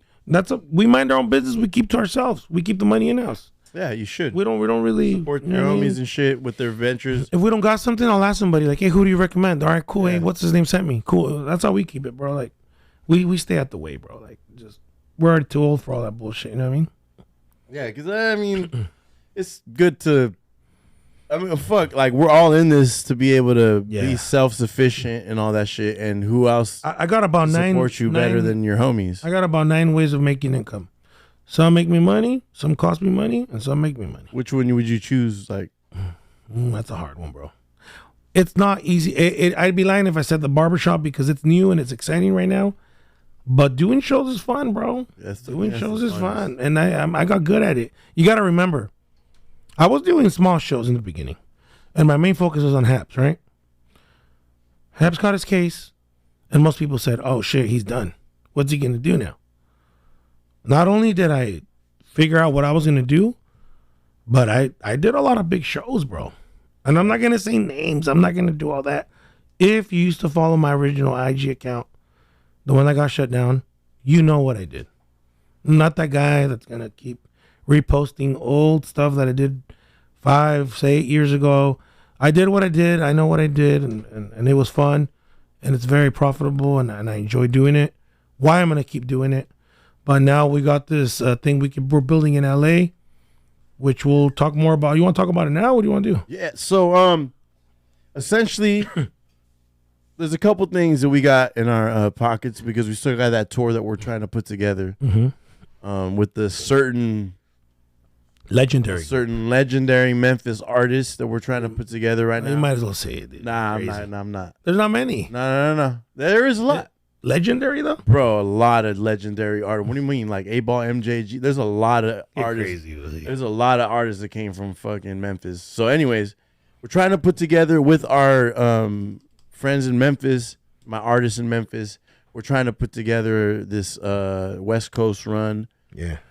You know, it's going to take a little while to try and pan out, but my biggest focus right now has been opening up this warehouse event creative space. My little pup, she's requiring a lot of attention right now. But we're trying to open up this artist creative and event space. Go over there with Padme. Go. Go, Ahsoka. Go. Over there. Go. She's like, What? we're trying to open up this event and creative space in LA. Shout out to my homegirl, Dr. Nicole. She's my partner in making this place. It's her warehouse, and I'm partnering on it by building it out and investing in creating it into a dope venue. And we already have a podcast studio in it that we're gonna upgrade with all of my equipment here. Nice. And did you see the podcast studio?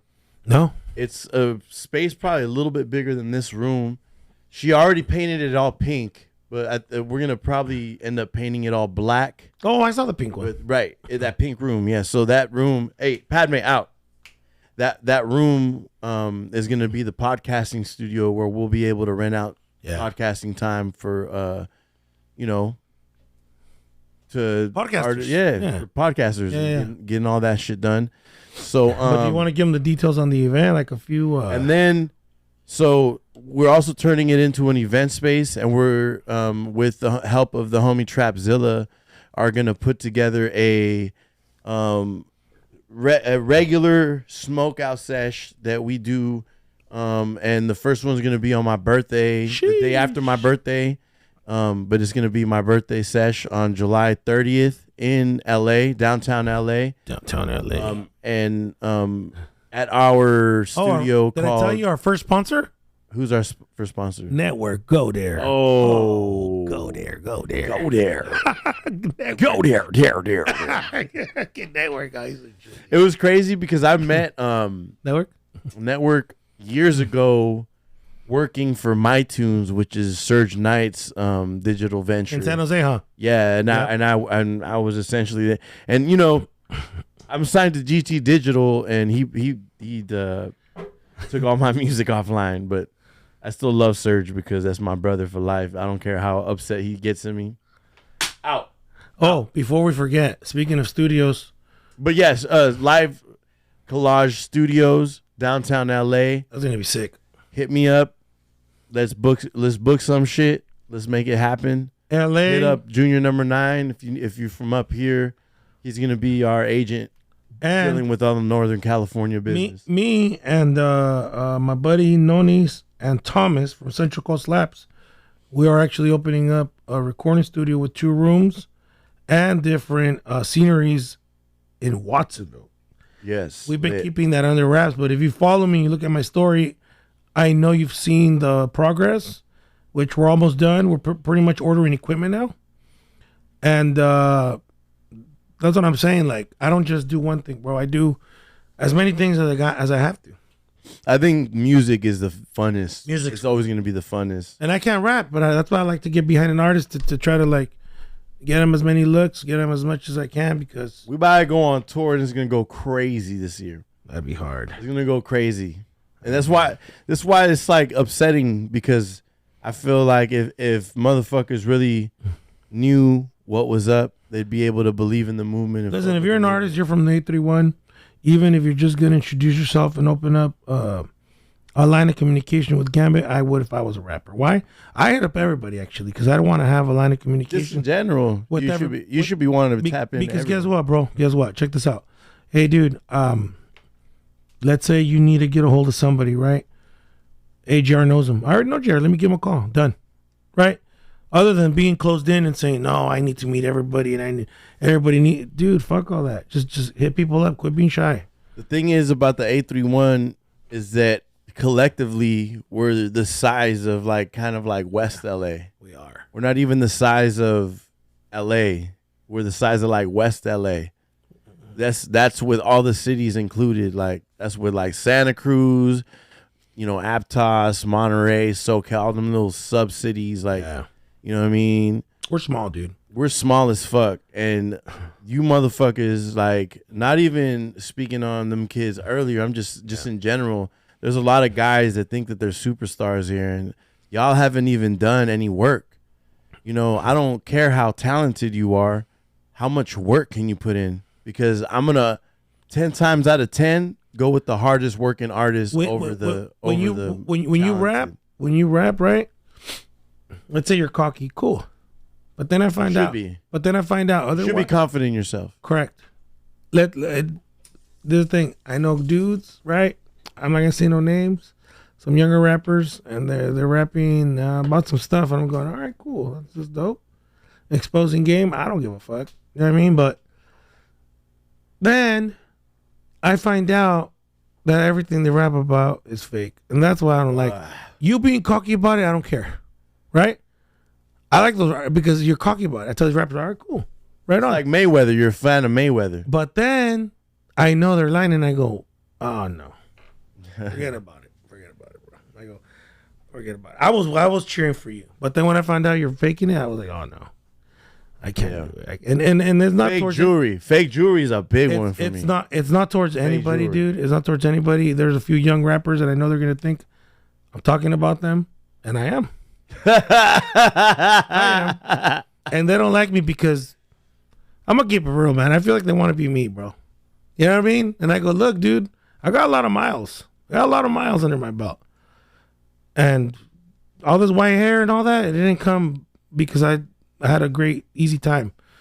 Yours will come too. Slow down, you know, because a lot of people crash and burn, and then that's when they humble up. By then it's too late. What is your view on so like they just locked up all of YSL based off of their lyrics and shit. Oof. And then also they just locked up 22 G's. He's like one of my favorite drill rappers from Brooklyn. Like, you know who he is? I heard of him. He dissed you know how what's his name? The dude Whoop-dee. Oh, yeah, the Puerto Rican cat. Right. He's from Staten Island. And that slang came from Brooklyn. Really? Whoop-dee? Yeah. That's like a thing from Brooklyn. Like, and like mata, like he's talking about mata. Go straight to the mata. What's that mean? It's like maceta, like, you know, oh. like brain, like the head, like. Mm. So like in Brooklyn, like this slang was coming up, and this fool from Staten Island like jacked it, and so this fool, you know, the song's called Whoop-dee, and this fool 22 G's went at this fool and was dissing him on a song called Goofy, and he was like dissing. It was sick, bro. I like it better. But they got CJ, right? CJ. They caught a case. And yeah, that kid 22 G's, like one of his partners, I think not Coach the Ghost. It's one of them other Brooklyn drill rappers. They got like he caught a case recently from murder, and this fool just caught a case for attempted murder. Oh, they're gone. Because that circle's really tight. Yeah. If you guys know about Brooklyn drill, like that circle's like really tight. Because there's only like you either rap like, in New York City, you either rap like that or you're rapping like a New York rapper, you know? Yeah. And that style came from a mix of Chicago drill and then mixed from I think it's called grime music from the UK or grime music. Yeah. It's like they use those types of beats and kind of like rap like that. But you know, this fool 22 G's is the one who pretty much they say is like the one who started that shit first, the first dude to rap like that. Well, the whole YSL thing, I mean, but so what do you think? So and it's I scary, said all that bro. to say, it's scary. Like, it's scary, and they let those guys, you know, kick it, do what they do for 5-7 years, and they came and got them. That's scary. That's scary, because you know what I'm saying. Like who knows what people do like years ago. Yes, it's scary, bro. Well, I'm saying, I think it's, you know, that's one thing, you know, that is what it is. But what I'm talking about more is like, well, they were talking about being able to use music lyrics. Yeah, but they got info off Signal. all those apps that people use to speak in private. So, everybody out there doing their thing, be careful, because all those apps obviously don't work. If they really want to look into you, obviously they don't work. So this is a great example of, if they want you, bro. And they're going to get you. They're going to go hard. They're going to get you. But what I'm saying is, do you think it is morally okay for them to use like your artistic expression? Hell no. As even if like that should be illegal, because it's all music is art. Yeah, it's like not a fact. It's like hearing. It's like getting arrested for being the actor that plays Freddy Krueger, and you like to stab people when they fall asleep, or like playing a character. When they're the dogs. When they were saying at one point that the reason that kids are killing themselves is because of like Marilyn Manson or whatever, right? Yeah, it'd be like charging them with. Everybody has a choice. Everybody listens to what they want to. If you don't know how to like differentiate music from entertainment, from real life, and you really let these songs put you in a certain mood or put certain thoughts in your mind, you're an idiot. Music is for entertainment.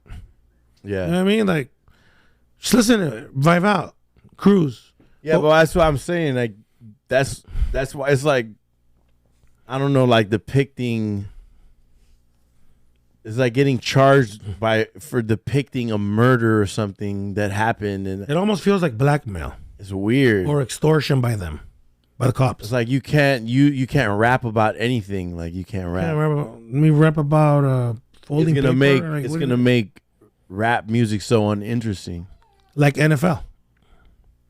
Yeah, the minute you took away all the you added all kinds shit of got watered down. Shit's weird, right?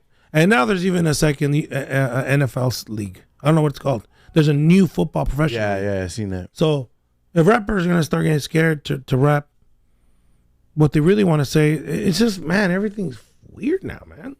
It's whack. Hella whack. Like, what? What do you want me to rap about? That, once again, why I'm making the migration to Spanish. Mm-hmm. Good luck with all this rap stuff. Those shows still get ratchet too, though. Oh yeah, a lot of fights. But guess what, bro? Police department, people like that, they ain't tripping on shows like that for whatever reason. True. If it was about the lyrics, and it's exactly that's another thing. Really, these fools are straight. These fools' lyrics is more fucking incriminating than the goddamn rap lyrics. Hey, bro, tomato. That's weird. But that's what the hell. That's a great. Yeah, I mean, that's how it goes, though.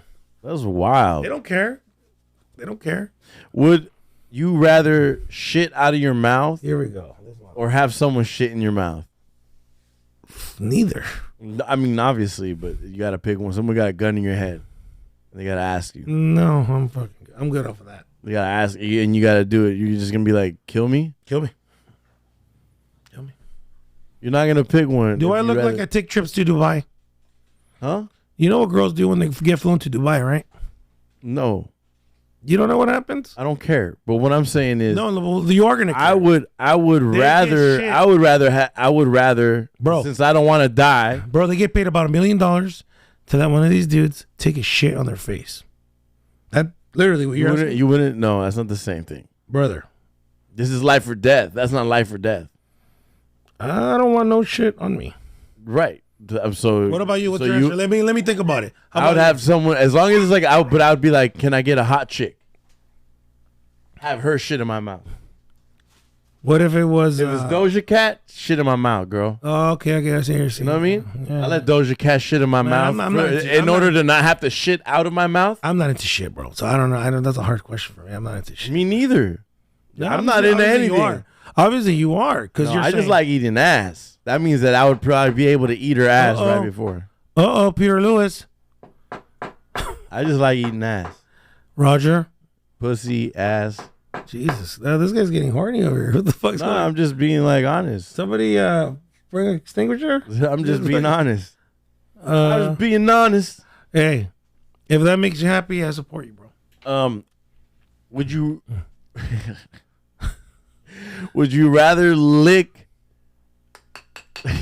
Jesus Christ, man. Yo, Would you rather have herpes or shit your pants once a week for the rest of your life? Herpes. That's the easier one. Herpes. I'd rather shit my pants. I'd rather have herpes. Really? Yeah. You'd rather have herpes than to shit your You pants? can take medicine that gets rid of the herpes. I love to take. No, you can't. Yes, you can, No, you can't. bro. Do you know? He's like, I'd take it. NBA young boy. He got the herpes. Oh, sure got the herpes. There's Man. medication now. It doesn't go away. It just like tames it down. Would you rather drink up vomit from a dark alley ground or puke in your mouth every time someone said your name? That's the easier one. That's the easy one. Puke every time someone said my name. Yeah, that's the easy one. All right, here. So like, here's these ones right Well, I here. got one for you. All right. Would you rather have somebody come in your mouth every time the sun comes out, or have somebody come in your ass every time the moon comes out? My mouth. I'm sorry. I'm saying the minute he goes in your ass, you're gay. No, that's true. Rudy, you're Rudy. These guys are gonna be at the shop You going. know what I'm saying? Like this this is, motherfucker just talking shit all day. I'm just saying. Packy. All right. Would you rather drink a pint of your worst enemy's piss while they look in your eyes, or eat a bowl of your own shit Bull of while everyone watches? Bull of my shit. Yeah. That's there, yo. You're in the shit then, motherfucker. Yeah. Because the other one has like more of a. The other one has more of a. Who do you think is the most important hip hop rap figure in the Bay Area of all time?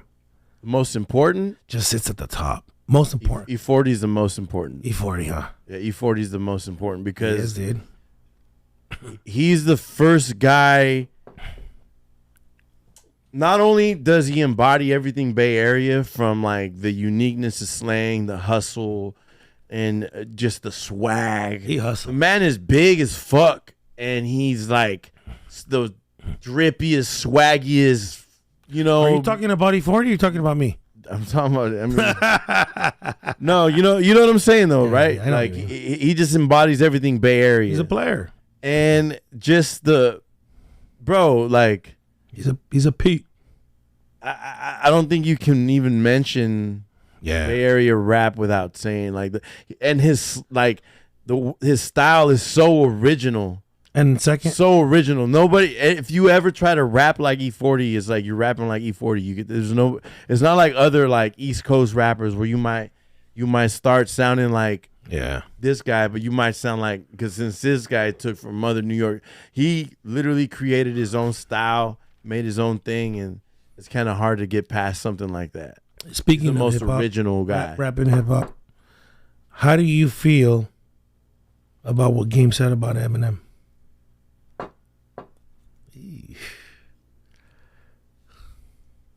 Well, the thing is, all right. So there's But before you say that, what have I been telling you? what about what? But these were his exact words. Nobody's checking on him. Nobody plays. I his music. agree, but I agree. His music is aging like milk. We all know It's this. always has since the beginning. But somehow you're a hater if you say that. You know what I mean? Well, because if you It's look just at the opinion, biggest though. consumers of his music, Or nerds. I feel like and there's a bigger like, well, not only nerds, you know, because I have to reevaluate that, because I've said this in front of like hood kids, and hood kids, it's either like hood ass like Mexican or white kids, that or drink Mountain Dew. or that'll be like, oh, I fuck drink with Mountain him. Dew and No, like hood ass white kids that like because he essentially is like for non people of color to identify with, or like non-black people. I should say non-black, because I'm gonna keep it real with you, bro. I think Jada Kids will shred him to pieces. of course I feel Black Thought and Andre 3000 to Too me many are the people most that will shred talented him to rappers.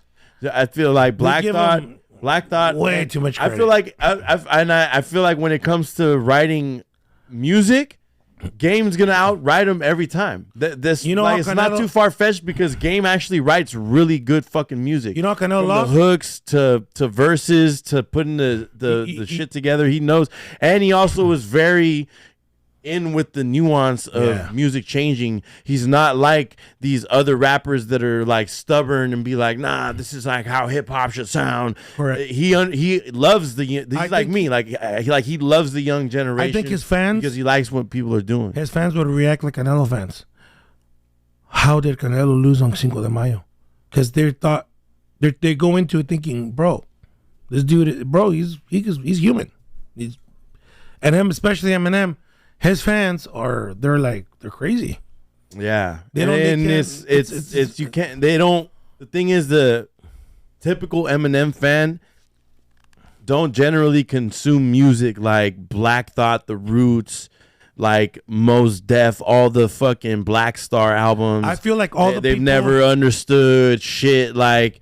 I feel like people used to listen to Korn and like Those Limp type of Bizkit, they would listen Insane to Clown Posse. Those are all like Eminem's fans. initial fans used to be fucking listening to rock and metal. Yes. That's like it's a fact. Like you can look at this and it's a fact. Yeah. Eminem's initial fans, they were all fans of rock and metal, and they found a white kid that they could relate to in the hip hop thing because they couldn't really relate to, Vanilla Ice like that because Vanilla Ice was still like swaggy for the time. He was like kind of like they try to market him as like a black If there's as a one white rapper MC Hammer that He I was, can't listen to, like at all. and it's his voice, bro. I don't Eminem's like Eminem, voice. bro. I Eminem's don't like voice. anything about him. Eminem's voice is too like.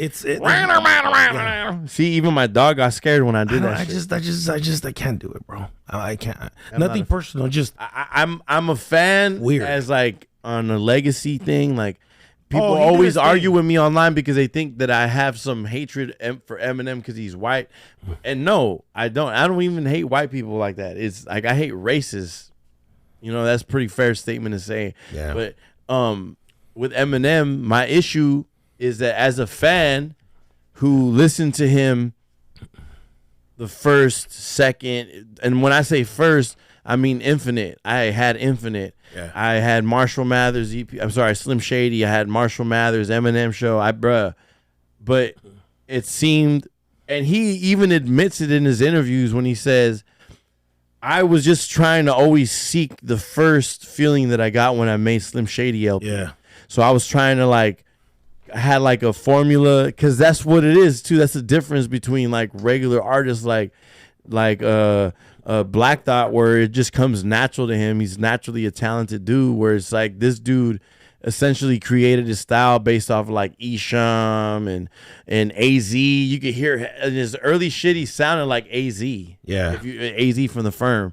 But anyways, M's whole thing is like he was trying to be formulaic about it because he's such a like wordsmith and rhyme guy that he was formulaic about the way that he approached albums. So every time that this motherfucker would do an album, it'd be hey. Every time this motherfucker would do an album, it would be like, I gotta do a song like this. That's why after he did what was the first? Hi, my name is. Yeah. Then the second one was the real Slim Shady, please. It had the same type of beat, the same vibe, and it's because It's just so corny. He's so corny. and that's to me. corny, bro. It's just because it's the same thing that I'm talking When about. I- Mexicans when- in hip hop is like it's corny because you motherfuckers sound like a cholo, and No. you don't sound like you're not a true representation of what the modern day Mexican is like. I've been to LA, and most of the people in LA, the Mexican kids in LA, most of them do not even speak Spanish, like for real, like, and it's not like they probably do, but that's not what they like mainly communicate in it, and they don't have those cholo accents they be always having in movies like Hector from fucking Fast and the Furious, and it's not like that. Like you guys got That's this like like Friday, shit, fool. bro. Like motherfuckers is wearing Jordans, fly as fuck, dressing lit, like knowing how to dress, knowing fashion, knowing shopping on Melrose, shopping, It's safe to say that Mexican guys are different. Bro, we're not all different. dressed in Dickies and fucking Chuck Taylors and rapping like Norte, kid you on your porche. We don't rap like that. Some of us rap different because I personally Different styles. yeah, we all have different shit, and it's honestly like it's kind of like weak as fuck. And that's what Eminem was catering to, which that's why now we're like it's corny because this fool was catering to like those trailer park kids that nobody really relates to now. Like, who the fuck are you talking about? Like these white trailer park kids that only, like maybe the white kids. They're probably rich now. They probably bought Bitcoin, came up. You never know. You never know. Hey, we're not hating on that though. Hey, you never know. Bitcoin crashed. I heard. That's wild. I saw 21,000. Bro, it was like 40 something, right? Bro, I saw it at 35. 56 during COVID. Almost 60 bands, bro. That's crazy. Imagine if you sold at that point. By the grace of God. But imagine the people that didn't and bought at 30. Right now they're down 9 to 10 bands per stock. Per coin, I'm sorry. So check this out. Let's say we bought at 30. Nah, yeah. Player, it's at 60, right? All right, dude, we're up 30 bands, right? Yeah. But imagine the drops people down to 23, you're down Imagine 7. the people that bought at 30 and it's at 21. And if you had like Bro, multiples, they lost 9 bands per coin. yeah. Fuck all that. That That's sucks, wild. dude. But that's part of the game. How about the That's NFT ones? The NFT one happened quicker because these NFTs, they fools realize that there's no real, because nobody could really justify the value. Yeah, in the NFT. I think NFT's digital gonna asset. crash as well, dude. No, but it's because like there's no digital asset that's like tied to any physical asset. Yeah. So if a great you watch the Breakfast Club, I seen this Breakfast Club interview with Mr. Wonderful. Mr. Wonderful. Yeah, I got Dez's hair and all that. His beard. Dez's beard. No, Mr. Wonderful's from Shark Tank. No. Oh, Mr. Wonderful. Okay. The bald guy. The bald guy. Yeah. So Mr. Wonderful had this interview on Shark Tank. on Breakfast Club, and he was talking about how if they were tied to if it was a digital asset tied to an actual asset, that's how it would make sense. So like, let's say you want to validate your AP watch, right? So you would take your AP watch, you get a digital scan of the face that will get all the imperfections on it, and that NFT essentially is the ownership that's tied to your watch. This watch belongs to this guy, and if anybody else has it, it's stolen or whatever. You feel me? Like you would have a digital scan of your shit that's like mad. I think it's cool, but they still got to work on the law. Like a house. There's a way that you could sell a house through an NFT. Yeah. And then make People are selling, make it like, easy because it's like an Ethereum coin that you would be able to. People are selling properties on Metaverse. and I'm just like, every day I have but how crazy would it be if you owned a house on the Metaverse and not in real life? look at I mean Fuck all that. look at this plot of digital land just sold for $5,400 in Ethereum in the Sandbox because Adidas has their own place. Metaverse land just sold for 66 bands. That's 5 Ethereum in the Sandbox. Damn. Every morning I get these things. Every morning. It's like the world's changing, bro. We're going into like this different. It's changing, and that's fine. I stick, like I told everybody, do what you like to do. Don't be a follower. Doesn't mean you got to be a leader, but just do what makes sense for you. Because what works for me might not work for you, and vice versa, right? So I stick to what I do. I like to breed dogs and do this and do that, and I mind my own business, bro. You good? No, we got one of the cameras went up. We're being hacked. This is why. We're being hacked. No, boom, we're back online. I was like, what the hell? Yeah, dude, it's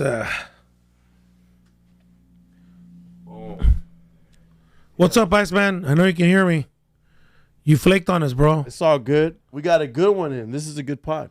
Yeah, man, Iceman, you thought you were gonna be here and this and that. You're fired. Ask China. Let me see here. Would you rather piss dry sand for the rest of your life, or you want to shit a big hard brick every year on your birthday? Oh yeah, shit a big old brick. Yeah, shit a brick. Yeah. It's 11/11. Make a wish. Um, You ain't got. Don't tell me, fool. I just got my voice back, bro. I You lost did? my voice. Where'd you leave it? I can't say where and I can't say why. But if You there's dirty one guy dog. that was there enjoying this gathering, his name is Peter Lewis. What? Well, Mr. Peter Lewis. He's at it again. Let me ask you this. When are we gonna throw a stripper party at the warehouse? Whenever you want. I think we got to do that. Trapzilla the Gorilla, you listening? Yeah, we'll get some. We'll call it like JR's Angels. something dope.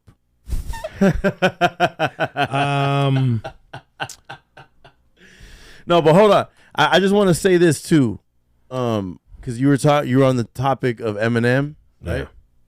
So I was a fan. A For real. stand. I was a fan. No, not a stan, but I was a fan. Definite fan. The thing is that one, he became corny. His voice became like too repetitive. Bro, he's just His corny, voice bro. is kind of annoying.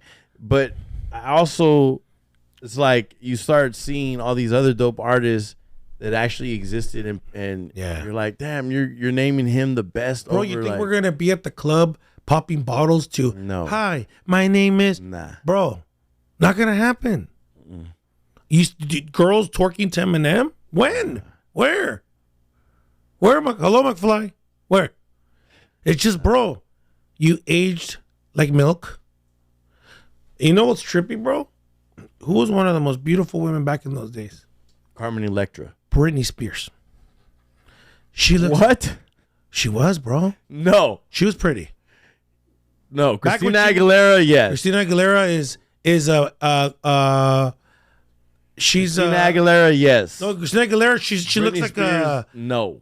no, That bitch never was hot. Carmen I Electra, never- Pamela Anderson, and Britney Spears. What? They How all- do you, bro? How do you even put They all all look- three of them bitches in the same fucking? What are you They- talking about they right now? aged like milk. They look like straight shit now. But how do you even? Britney Spears is gonna clearly like. Honestly, Britney Spears Britney probably looks Spears better alright. now. No, Than- bro. dude, Britney's Fuck, nasty. bro, Wait. bro, she Nasty. was always nasty. Ugh.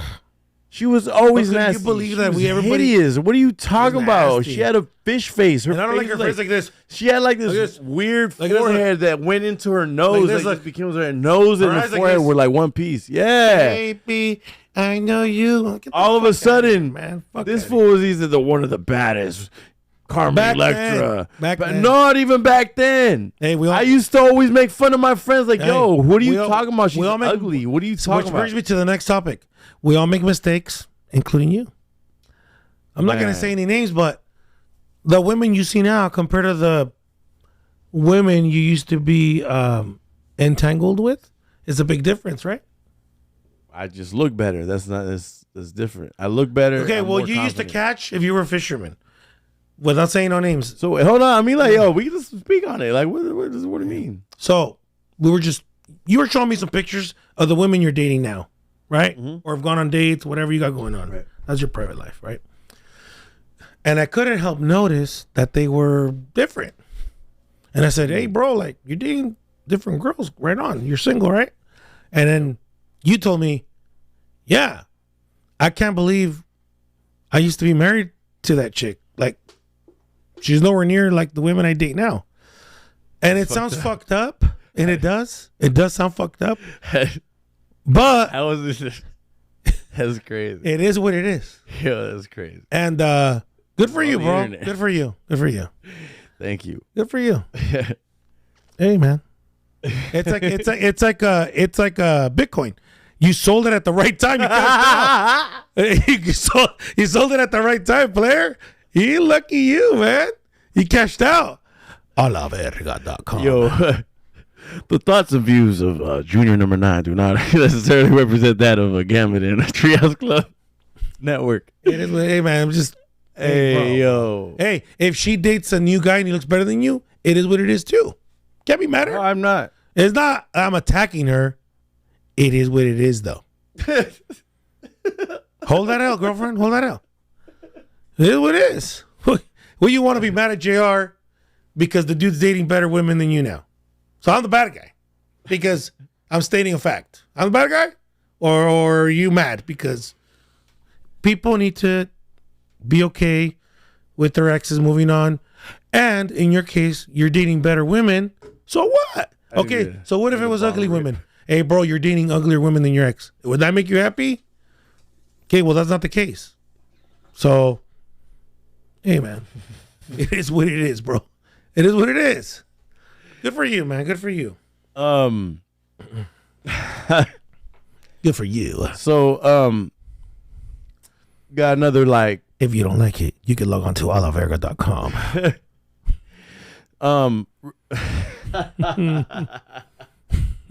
Where we don't give no vergas. Ugh.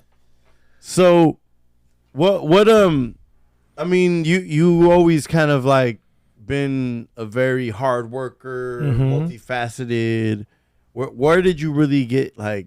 Was it like your dad or your mom or? I think both. Both. I mean, typical, Mexican parents. My dad came here illegally with shit, man. Maybe like allegedly. No, he did. He's legal now. He's legal. He came here illegally. Maybe like fuck. I think he said $20, $26, some crazy number like that. And he met my mom. My mom's background is a little more different from what I heard. Her dad, my grandpa, rest in peace. I think he brought them legally. I don't know how he did it back then, through a job or something. I don't know how they did it, but they worked hard nonetheless. They worked hard, really hard. They were all, field workers and this and that, and from the gutter, man. They had my two older sisters, and then I'm the baby. When they had me, they lived at the Rogie Apartments. So I lived there till I was 1, and then my dad and my mom bought a house, which is the house that everybody knows I grew up in. And yeah, bro, my mom takes care of my sister. She's handicapped all her life. Like she doesn't. That's her life. Like, you know what I mean? That's why I get so mad, because even though she's busy taking care of my sister, you know what I mean? She can't talk. She can't move. That's a very unselfish thing to do, bro. Yeah. And my sister's older than me, so you do the math. Yeah, no, I know grandmas that, I ain't gonna say no names. I know grandmas that I'm just like, you'd rather go try to be single and go on dates when you could go pick up your grandkids and take them to get whatever, bro, an ice cream. But it's like, I feel it's like a slight generational. No, like, it's not. No, it is, bro. Because I feel like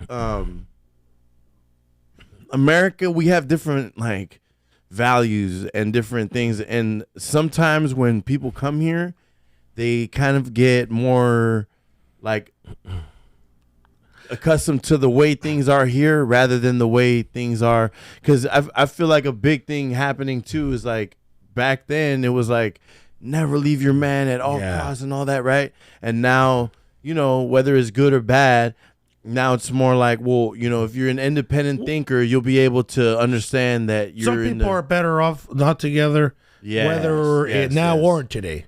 Yes. If you're better off, happier, it's whatever. It doesn't matter. I don't think that's true, because there are people that are genuinely happy, bro. Like they met in middle school, they're married with kids. I know a dude that gets a haircut at the shop. He's been with his girlfriend since freshman year. Fuck, bro, we're gonna be 40. Yeah, I was. And they're happy. I was just and they're happy, bro. I was just tripping out. That's on crazy to me. My friends from high school. I cheer people on, like, who they're still together. They got together, I think senior year or junior year, and they're still together like all these years later, which is like, I gotta throw my parents a party because I gotta do the math. I think their big anniversary is coming up. What's that, like Oro? I think gold is like 75. No, 50 years. 50 years. 50 years, right? Yeah, I think they've been married for a minute. Yo, shouts out for 75 years married. Yo. ¿Qué? ¿Qué? Don't even know what. ¿Qué dijo? Yeah, no. They're due, bro. They're due for Big pachanga. Yeah, I gotta throw them one. Yeah, dude, I got good parents. In the beginning, it wasn't easy to have my dad as a dad, bro. Like, I tell people, look, bro, Your dad's a nice guy, and yeah, when he gets mad, I'm sure he's a scary dude because you're a young kid, right? But here's the difference with my dad and another guy's dad. My dad was scary when he was happy. Mm-hmm. My dad was fucking something else. He has a very serious, stone cold. The beard, face, the hair. He was always scary, He bro. looks like a serious When person. I would get in trouble at school, bro, everybody was like, fuck, what's wrong with this guy? I go, I gotta go home with him. You don't understand. Like, you don't get what you just did. Like, you know what I mean? And people be like, what? I'd be like, bro, you know what I mean? Like, it was, and then some of the stuff that I lived with him just because I like to hang out with my dad. Yeah. You know, like, some stuff happened that a child shouldn't have been around. By the grace of God, everything turned out good. But now it's trippy because my dad is like, he's not the same guy, bro, at all.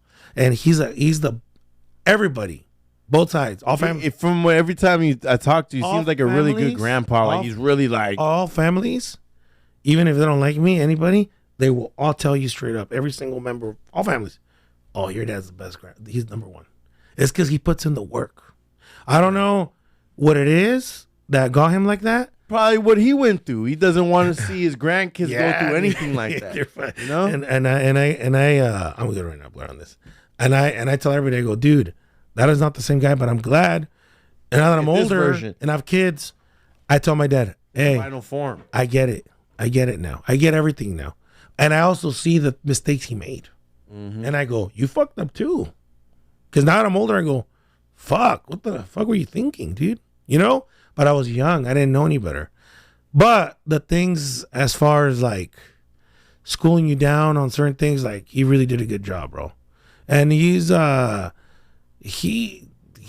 interesting character, bro. Because he came with nothing.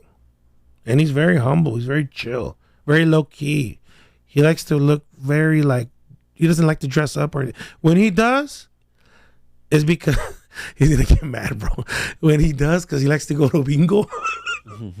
So he gets all dressed up, and we're all looking at him like, "Are you gonna go see a chick? Where are you going, dude?" He has to go look flashy. That's where he goes out, Or bro. he'll go to the shop and he'll ask the guys for a haircut, and they'll be like, "Pero hazme mirar acá, más joven."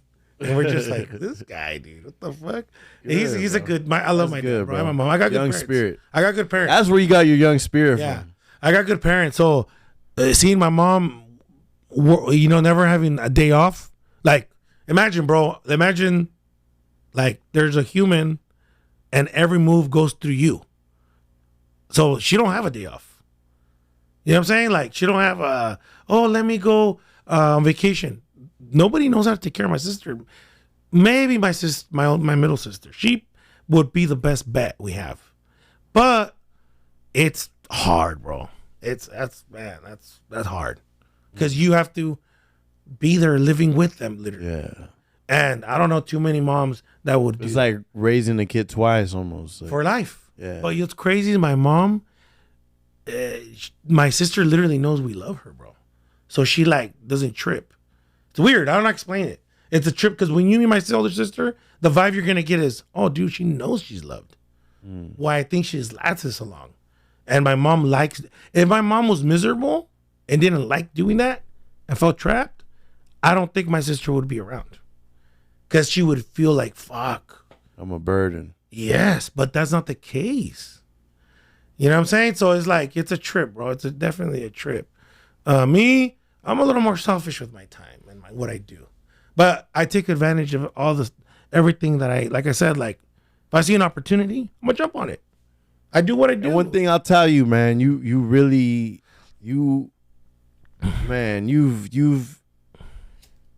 the reason I really fuck with you, bro, no bullshit, is your ability to separate your own self from the situation and see everything for what it is rather than through your eyes, almost like.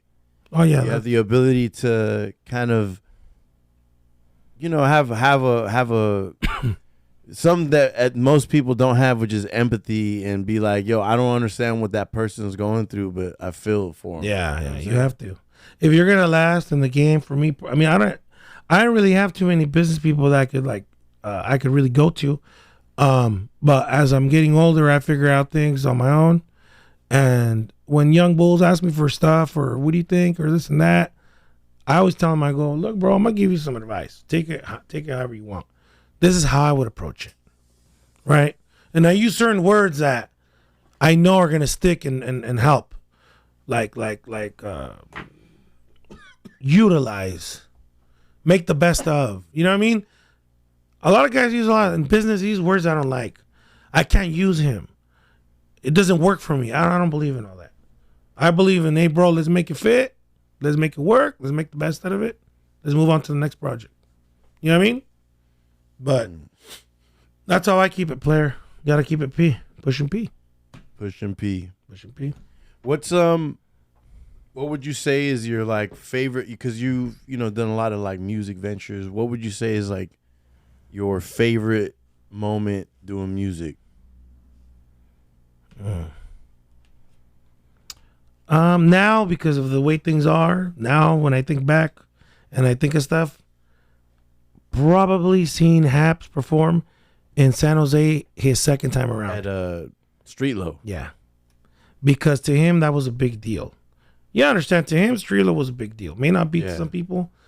It's definitely... It's a big part of California Chicano culture. Yes, correct. So to him, it was like, the first time around, he did it. He got a good reception. Cool. And, he would do Salinas and San Jose. So you got to understand, like, San Jose is always the last one, right? Right. So here we go, second year. He did very well in San Jose, in Salinas. And Gilbert had already started talking to me about possibly, like, hey, bro, like, you're doing so well that he's thinking about starting to shoot you something. Like, instead of... Yeah, people going showing up. Like, he's going to start shooting you some dough. People was, like, showing up. For him. Yeah. Not no fucking car show. They were showing up. Yes. And he was, like, noticing that.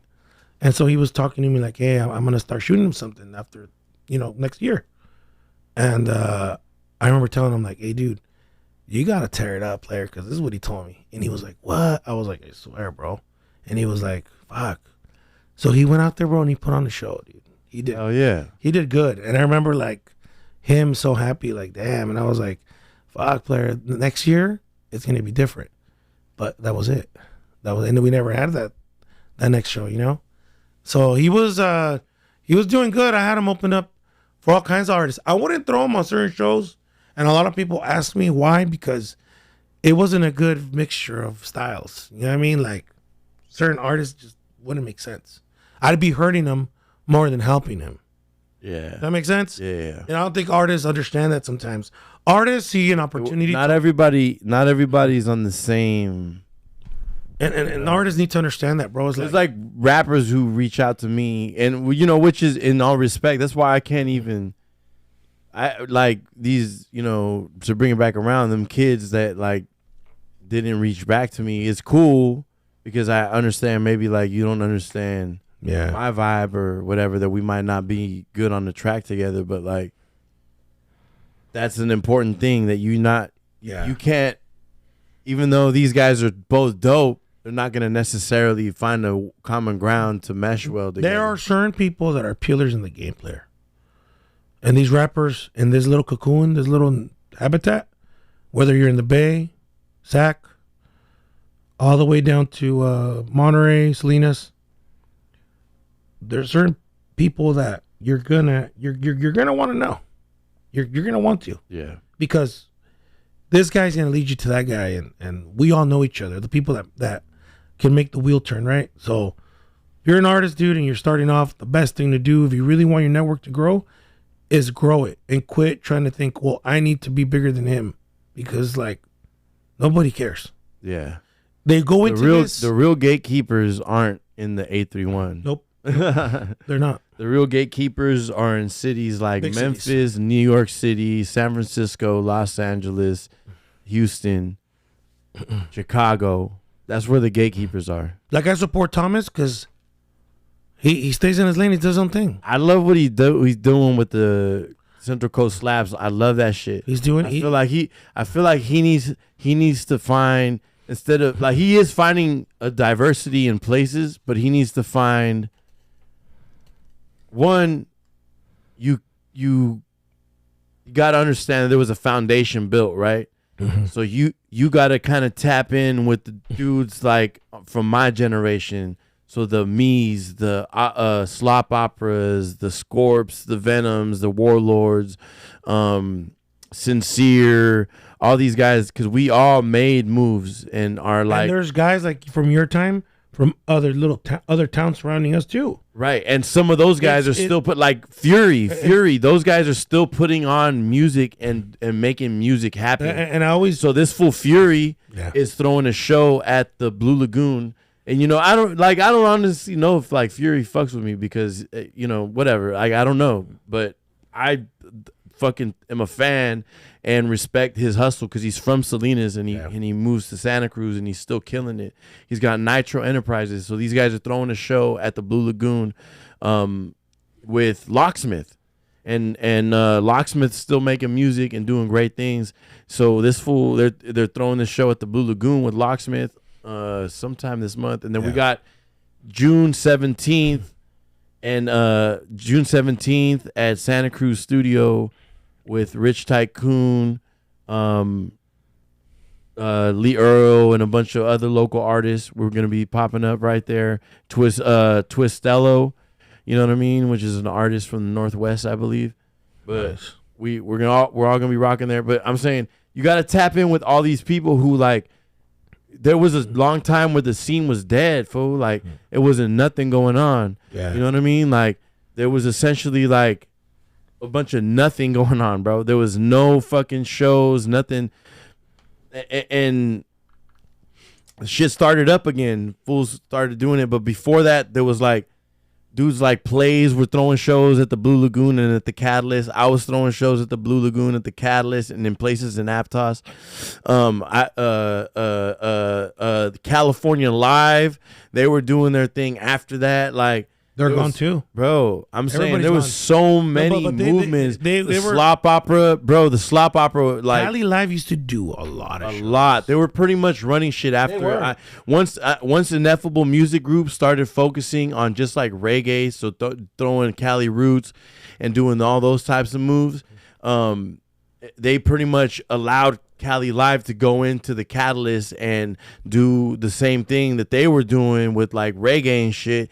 But they had to, they had to focus pretty much on like Hyro Day, and they built this whole new movement around hieroglyphics and Souls of Mischief that they didn't really have the effort to just focus on throwing shows at the Catalyst. So they allowed like a dope promoter that was bringing quality talent to just run it. But the thing with Cali Live, and I appreciate what y'all did for the scene, but the thing that you guys did that fucked it up was you guys made it a washed ass thing. So fans were like going to a concert and having to put up with like 2 hours of bullshit ass entertainment of like local ass rappers, openers that were just right. Clearly the I'll pay money not to watch them. Right.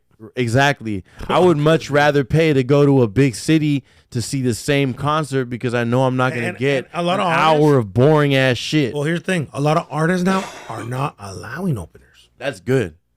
That's a good thing. One of the first times you should be tapped into a fucking artist. I seen somebody complaining about going on tour. Like I'm not gonna pay $5,000 to go on tour with some like big name artist, and you're like, what the fuck? Why not? That makes you say you're gonna spend $5,000 on bullshit. Yeah, I just literally, man, I'll easily $5,000 to go on tour ain't shit. You know what I'm saying? Yeah. I know people who pay $20,000. But what it does for your career is unreal. Nothing that like Network, no fucking new connections, bro. What it does for your career? Contacts. No, it makes you align with that main artist because they see you on the flyer and every flyer, and they see you on the footage, and they see you in every city. Yeah. And bro, me as a supporting artist to a supporting act was like I wasn't even on the flyer.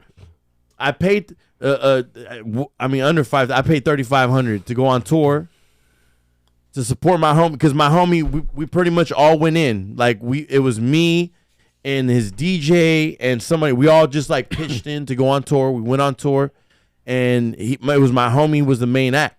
Yeah, that was the supporting act to this guy. So I went out there, did a song, and I did a song with him. So to pay $5,000 to go on a tour with a named artist. Not only does it, You're an artist and you got it, I Bro. say do it. Run it. bro, Run it. like, what are you talking about here?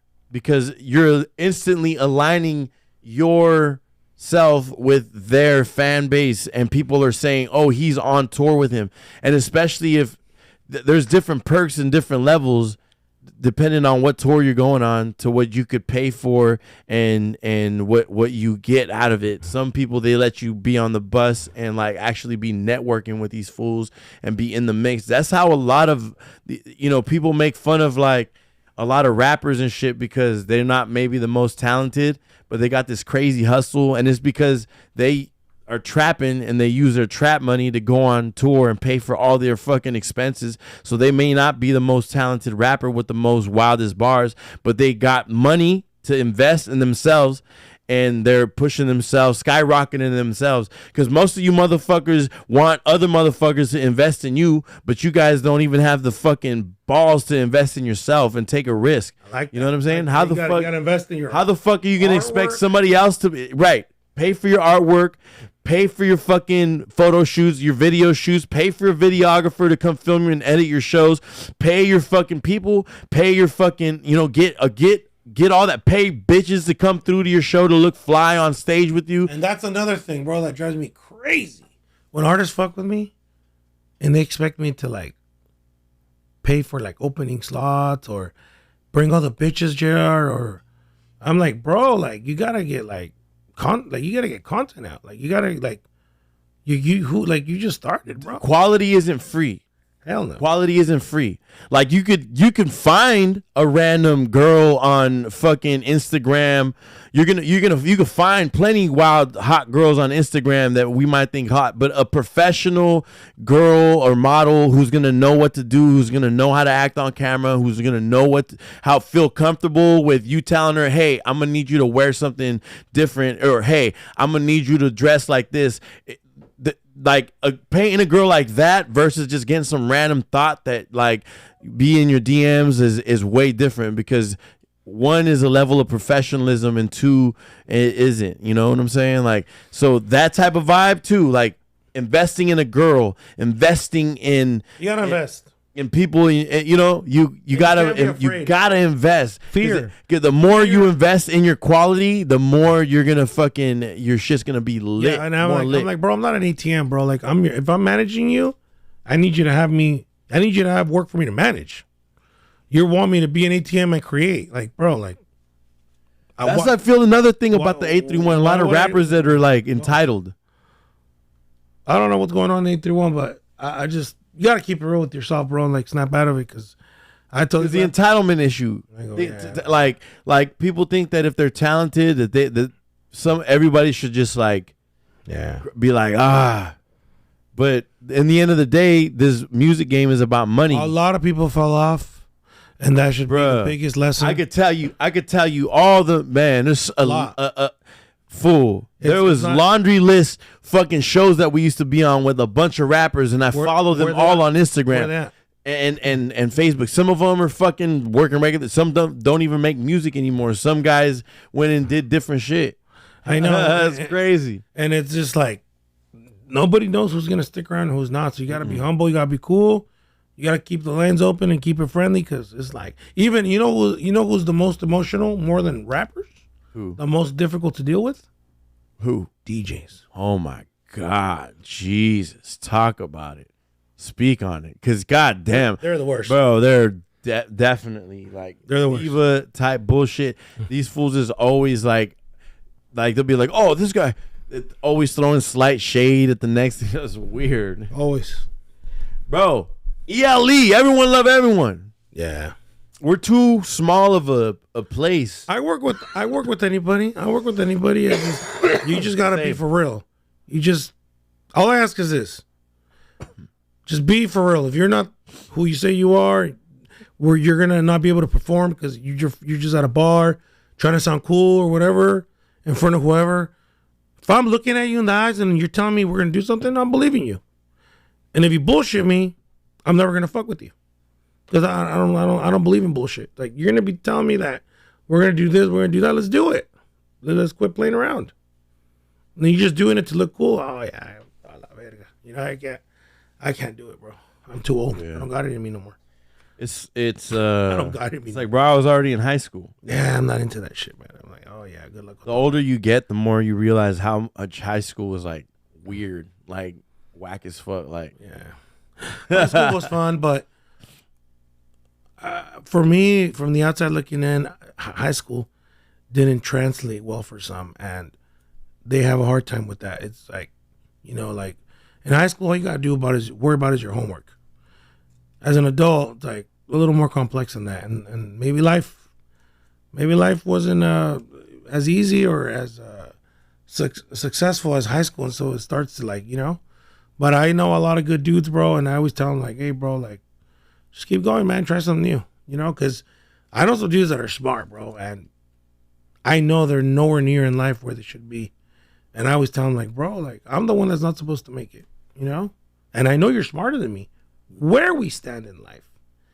It's just you're not aiming or you're not focused, or maybe you got to keep chipping at it, because I know some smart dudes in my circle, and they're not doing good, bro. They're not. It's not even drugs.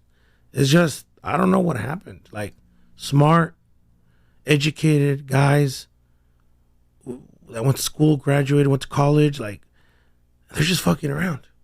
yeah, I don't get that, bro. I go, me neither. what? Like, you're an engineer and you're doing what? I feel like there's What's that all a about? big part about it too is like dudes don't appreciate, like, the same way. I feel like when you look at the world, right? Yeah. There's gonna be people who take advantage of the opportunities given to them, and there's gonna be people who don't even recognize the opportunities that have been given to them. Yeah. You know, Dude, I take advantage of every opportunity I have. you have to. And I tell people, when they look at me, I go, you should too. Like, you should get it. Like, why are you looking at me? This is a free for all. Yeah, it's a free roll, man. Yeah. But I always give good advice to people that I went to school with, just because I know they're good people. I spent 4 years with them. I know they're good people. And that could have been me. So, you know, maybe I'll run to somebody and they can motivate me. Oh, hey, fuck. Hey, bro, you should do this. You should do that. I can see you doing that. All right, cool. Appreciate that. Instead of being, you know, I didn't go to Watsonville High, and I see how they treat each other. You know, I'm just like, man, they really don't like you. They're happy that somebody else is doing bad. Like, they're literally happy. How do I know? Because I own a barbershop, and people run to each other. And I go, how do you know that guy? I went to high school with him. Oh, he's a fucking loser now. In high school, he had all the chicks, or he was this, or he was that. Now he's just a loser.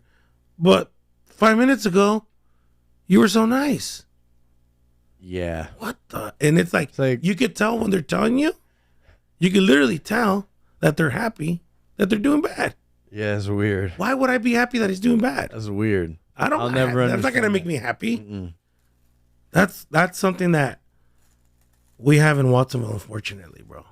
Yeah, People wanna see just people- in small towns in general. Yeah. You know, it's I know, just, guys. It's just because there's so many, like, You know when people go to sleep and they do the. yeah. I know that there's so many guys that pray to God, bro, that I fall off. That would make them happy. I go, bro, you can be praying for so many things. That's what you're gonna pray for? Yeah, it's weird. Weird.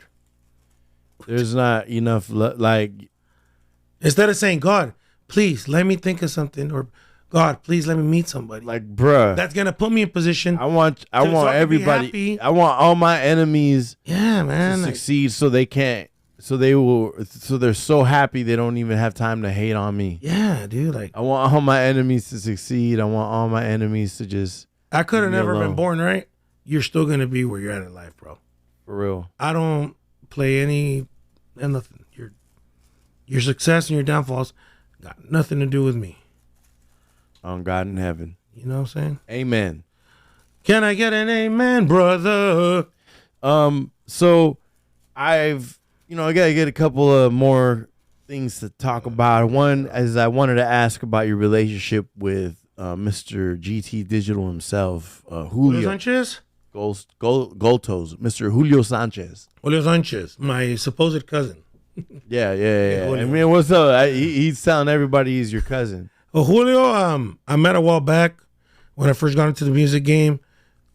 He received me very well, opened arms. He showed me a lot of love, showed me a lot of stuff. Actually, bro, he's probably one of the few guys that's actually like really schooled me down. And selflessly. Yeah, he's a good dude. To me, I know everybody, they have their own version of Julio. With me, Julio's a good dude, bro. I can't even. Every time I call him, he picks up my call, we talk. Or I need this, I know that. I know he's going to get involved with the recording studios that we're building out there in Walton. He's getting involved. But how did you meet him? How did you like start building this relationship with him? Honestly, bro, I hit him up on Instagram back in like 2015. I hit him up like, oh, what's up, bro? You have a chance we could talk. I'm doing this music stuff and I might need some guidance. I don't know if you have time. He called me right away, like not even 5 minutes. I introduced myself, blah, blah. We started meeting up and he got me involved with the whole music distribution. And that's basically still where I'm at. As far as managing artists and helping them put together their projects, getting their music distributed and out there for sale or anything they need, it's basically been through Julio. And yeah, man, he's a good dude with me, player. I have no complaints about Julio. Good dude with me. And he introduced me to a lot of people like Network. I met Network through Julio. Tone, his cousin Tone Loke. Go there. Yeah, Network, that's my boy, man. That's my dude. That's one of my favorite people to party with of all time. But Network, he'd be more calm these days. That's good. Do you remember when he had the medicated mustard? Yes. What the fuck was he thinking of? Crazy guy. That shit sat in my fucking fridge for like 2 years. Fucking 3 years, I think. medicated mustard. Crazy guy, yeah. And it's because I love mustard, but I just never had the like need to be high while I'm eating the glizzy. Yeah. Yeah, fucking Network. You know what I mean? Like, you know what I mean? It's like usually when I'm eating glizzy, it's like a 4th of July or the summer. You know what I mean? Yeah. Like a random Sunday, maybe. You know, can't get a whole meal in. I eat the glizzy. Yeah, but maybe Julio's gonna be going to LA a lot more. Julio's gonna be going out to LA a lot, and I linked him up with Trap, and he was talking to us about getting us on the. Maybe I can talk to him about the podcast. He's got his own channel on Hulu now. Yeah, let's do it. Black and Brown. Download it on Hulu. So there's a lot of opportunities. There's a lot of new stuff ahead of us, and that's what I'm saying. Keep it cool, people, because you never know what's gonna happen, and they might put you in position. We about to win. We're about to go all the way up this year. I'm excited about this. All these new ventures. It's gonna be fun. It's gonna be fun. Definitely got to hit Houston a couple times. Houston, Mellow. I'm gonna show you a good time out there because I got a lot of partners out there. We about to go all the way up. Houston's bad. Houston's lit. I gotta go. Tap in with Mellow the Jeweler. So pretty much you met him through Instagram. We talk. We kept it cool all these years. Whenever he's in Watsonville, he calls me up. He always taps in. Always taps in. Always taps in. We have food. We talk. How's everything going? He's always had my back through a lot of shit, bro. I've been in some bullshit. I've been in some bullshit, and he's always had my back. You know what I mean? Always looked out for me and shit, and I appreciate that. Probably the closest to a bigger brother in the music game I have. Yeah. Probably the only guy I could really like. A real call mentor. And to be like, hey, what should I do? Because normally, I don't really got that person. You know, so he's probably the only guy that I could really trust to discuss stuff like that. You know what I mean? But he's a good dude, bro, and I try to return the favor by being nice to the young bulls, you know, just giving them good advice. Just like he doesn't have to help me, right? So you gotta spread love. Hey, man, I just look out for the young bulls. I go, hey, all right. Always. I mean, if I don't have an answer, I'll be like, hey, man, you got me on that one. I haven't heard about all that. Mm-hmm. But if I do have a good answer or good advice, I'll be like, hey, man, if I was in your shoes, this is what I would do. But you should do whatever you feel is right. All right, cool. Thanks, JR. You know what I mean? Keep it cool. I had to try to come off as I'm Mr. Know-It-All, but, you know, some of the stuff is like, hey. Sometimes. Yeah, sometimes you do. I know a lot, though. You do. That's the difference. And mostly it's like I do. It's usually no. It's because I usually know a lot. But sometimes I could be wrong though. Sometimes I'm wrong. Before you leave, you know what I would really want to do? What? If we could throw you a goodbye dinner party Yeah, we're gonna do that. and invite everybody, even people that don't like each other. I don't give a fuck if you don't like me. You should come. No, everyone should go. Because people don't like each other sometimes for whatever reason. But I think that everybody from the music game should be there. It should be fun. Let's go. Let's turn up. A little dinner, man. Just My welcoming to LA party is gonna be July 30th I'll be at both. for my birthday. I'll But be yeah, I think sometime mid July, might throw a little going away party. And my homie from San Diego is gonna be out there with us too. Lit. It's going up. It's going all the way up. It's gonna be crazy, bro. July 30th, smoke out session downtown LA. Tap in for the info. Mm-hmm. We don't have an official name for it yet, but it's definitely. Let us know if you have a suggestion. Yeah, if you guys have suggestions and shit, yeah. let us know. Maybe you know something we don't. We got a lot of dope shit coming up. The Life Collage Studios. Of course, Street Low Magazine. Oh yeah, June Street Low. 26th. June 26th. Tap in. Shit. What's your Instagram? JR period number 9. NUMBA 9. Yeah. It's private, but you know, you still request me. This is the first time like I kind of freestyled this. I think it was cool. It was Pretty like good. 3 hours. I just gotta I'm gonna have to go back, edit it, and take off the first opening. Oh yeah, part. yeah. But yeah, it's cool. It was a good did good good. pod. It was just freestyle. I wanted to get I think all the guys at the barbershop are gonna be loving it tomorrow. yeah. I wanted to get a hang of like how to do this. But I appreciate my brother for coming Yes, through. sir. Thank you, Treehouse Club Network. Treehouse Club Live, Treehouse live, Club live. Live. But this is the Treehouse Club Network, so make sure you guys follow the Treehouse Club Network Instagram. We're on YouTube. Follow the channel. We're gonna be dropping like content as we go. Once we go through our transition and move in, once we go through the transition and Junior becomes a woman, we'll be able to. Well, once we go through the transition of moving down to LA and setting up the new podcast studio, getting situated, I'm excited to see that moment. Who's coming to LA with me is the question. Yeah, we I got to know get it Rudy's lit. down. Yo, Roger's July down. 30th is gonna be lit, bro, and hopefully I got my apartment by then, so we can like After party. because I'm trying to live downtown. So if I'm downtown, After party. we could just Uber straight to the event. It's gonna be lit after party. I heard I'm gonna dress in a Spider-Man outfit. Yes, let's do it. That's me. Yeah. So that man, That's this a one big look old like Spider-Man. Spider Pig. That's a big old spider. This motherfucker Spider look like dog? Spider Pig. Fucking Spider Cow. Like, yo, who brought this motherfucker? Like, what wall you scaling up, motherfucker? You're gonna see the 24 ouncer. You're gonna see the 24 ouncer. This fool tries to shoot webs. It's like butter comes out. Like, Oh, that's not butter. That's not butter. That's not butter. shooting the mechos fucking out of this. Sheesh. Hey, so we got Street Low, July 30th, Smoke Out with Trapzilla, downtown LA. We got a special guest host who's gonna be co-hosting with me downtown. It's gonna be lit. We going all the way up. Shout out Send Help. We're gonna be doing another stream tomorrow. You know what I mean? This one was kind of fun. We're getting the hang of it more. You know what I mean? Yeah, yeah. Thank you for coming through for my like first like little test interview.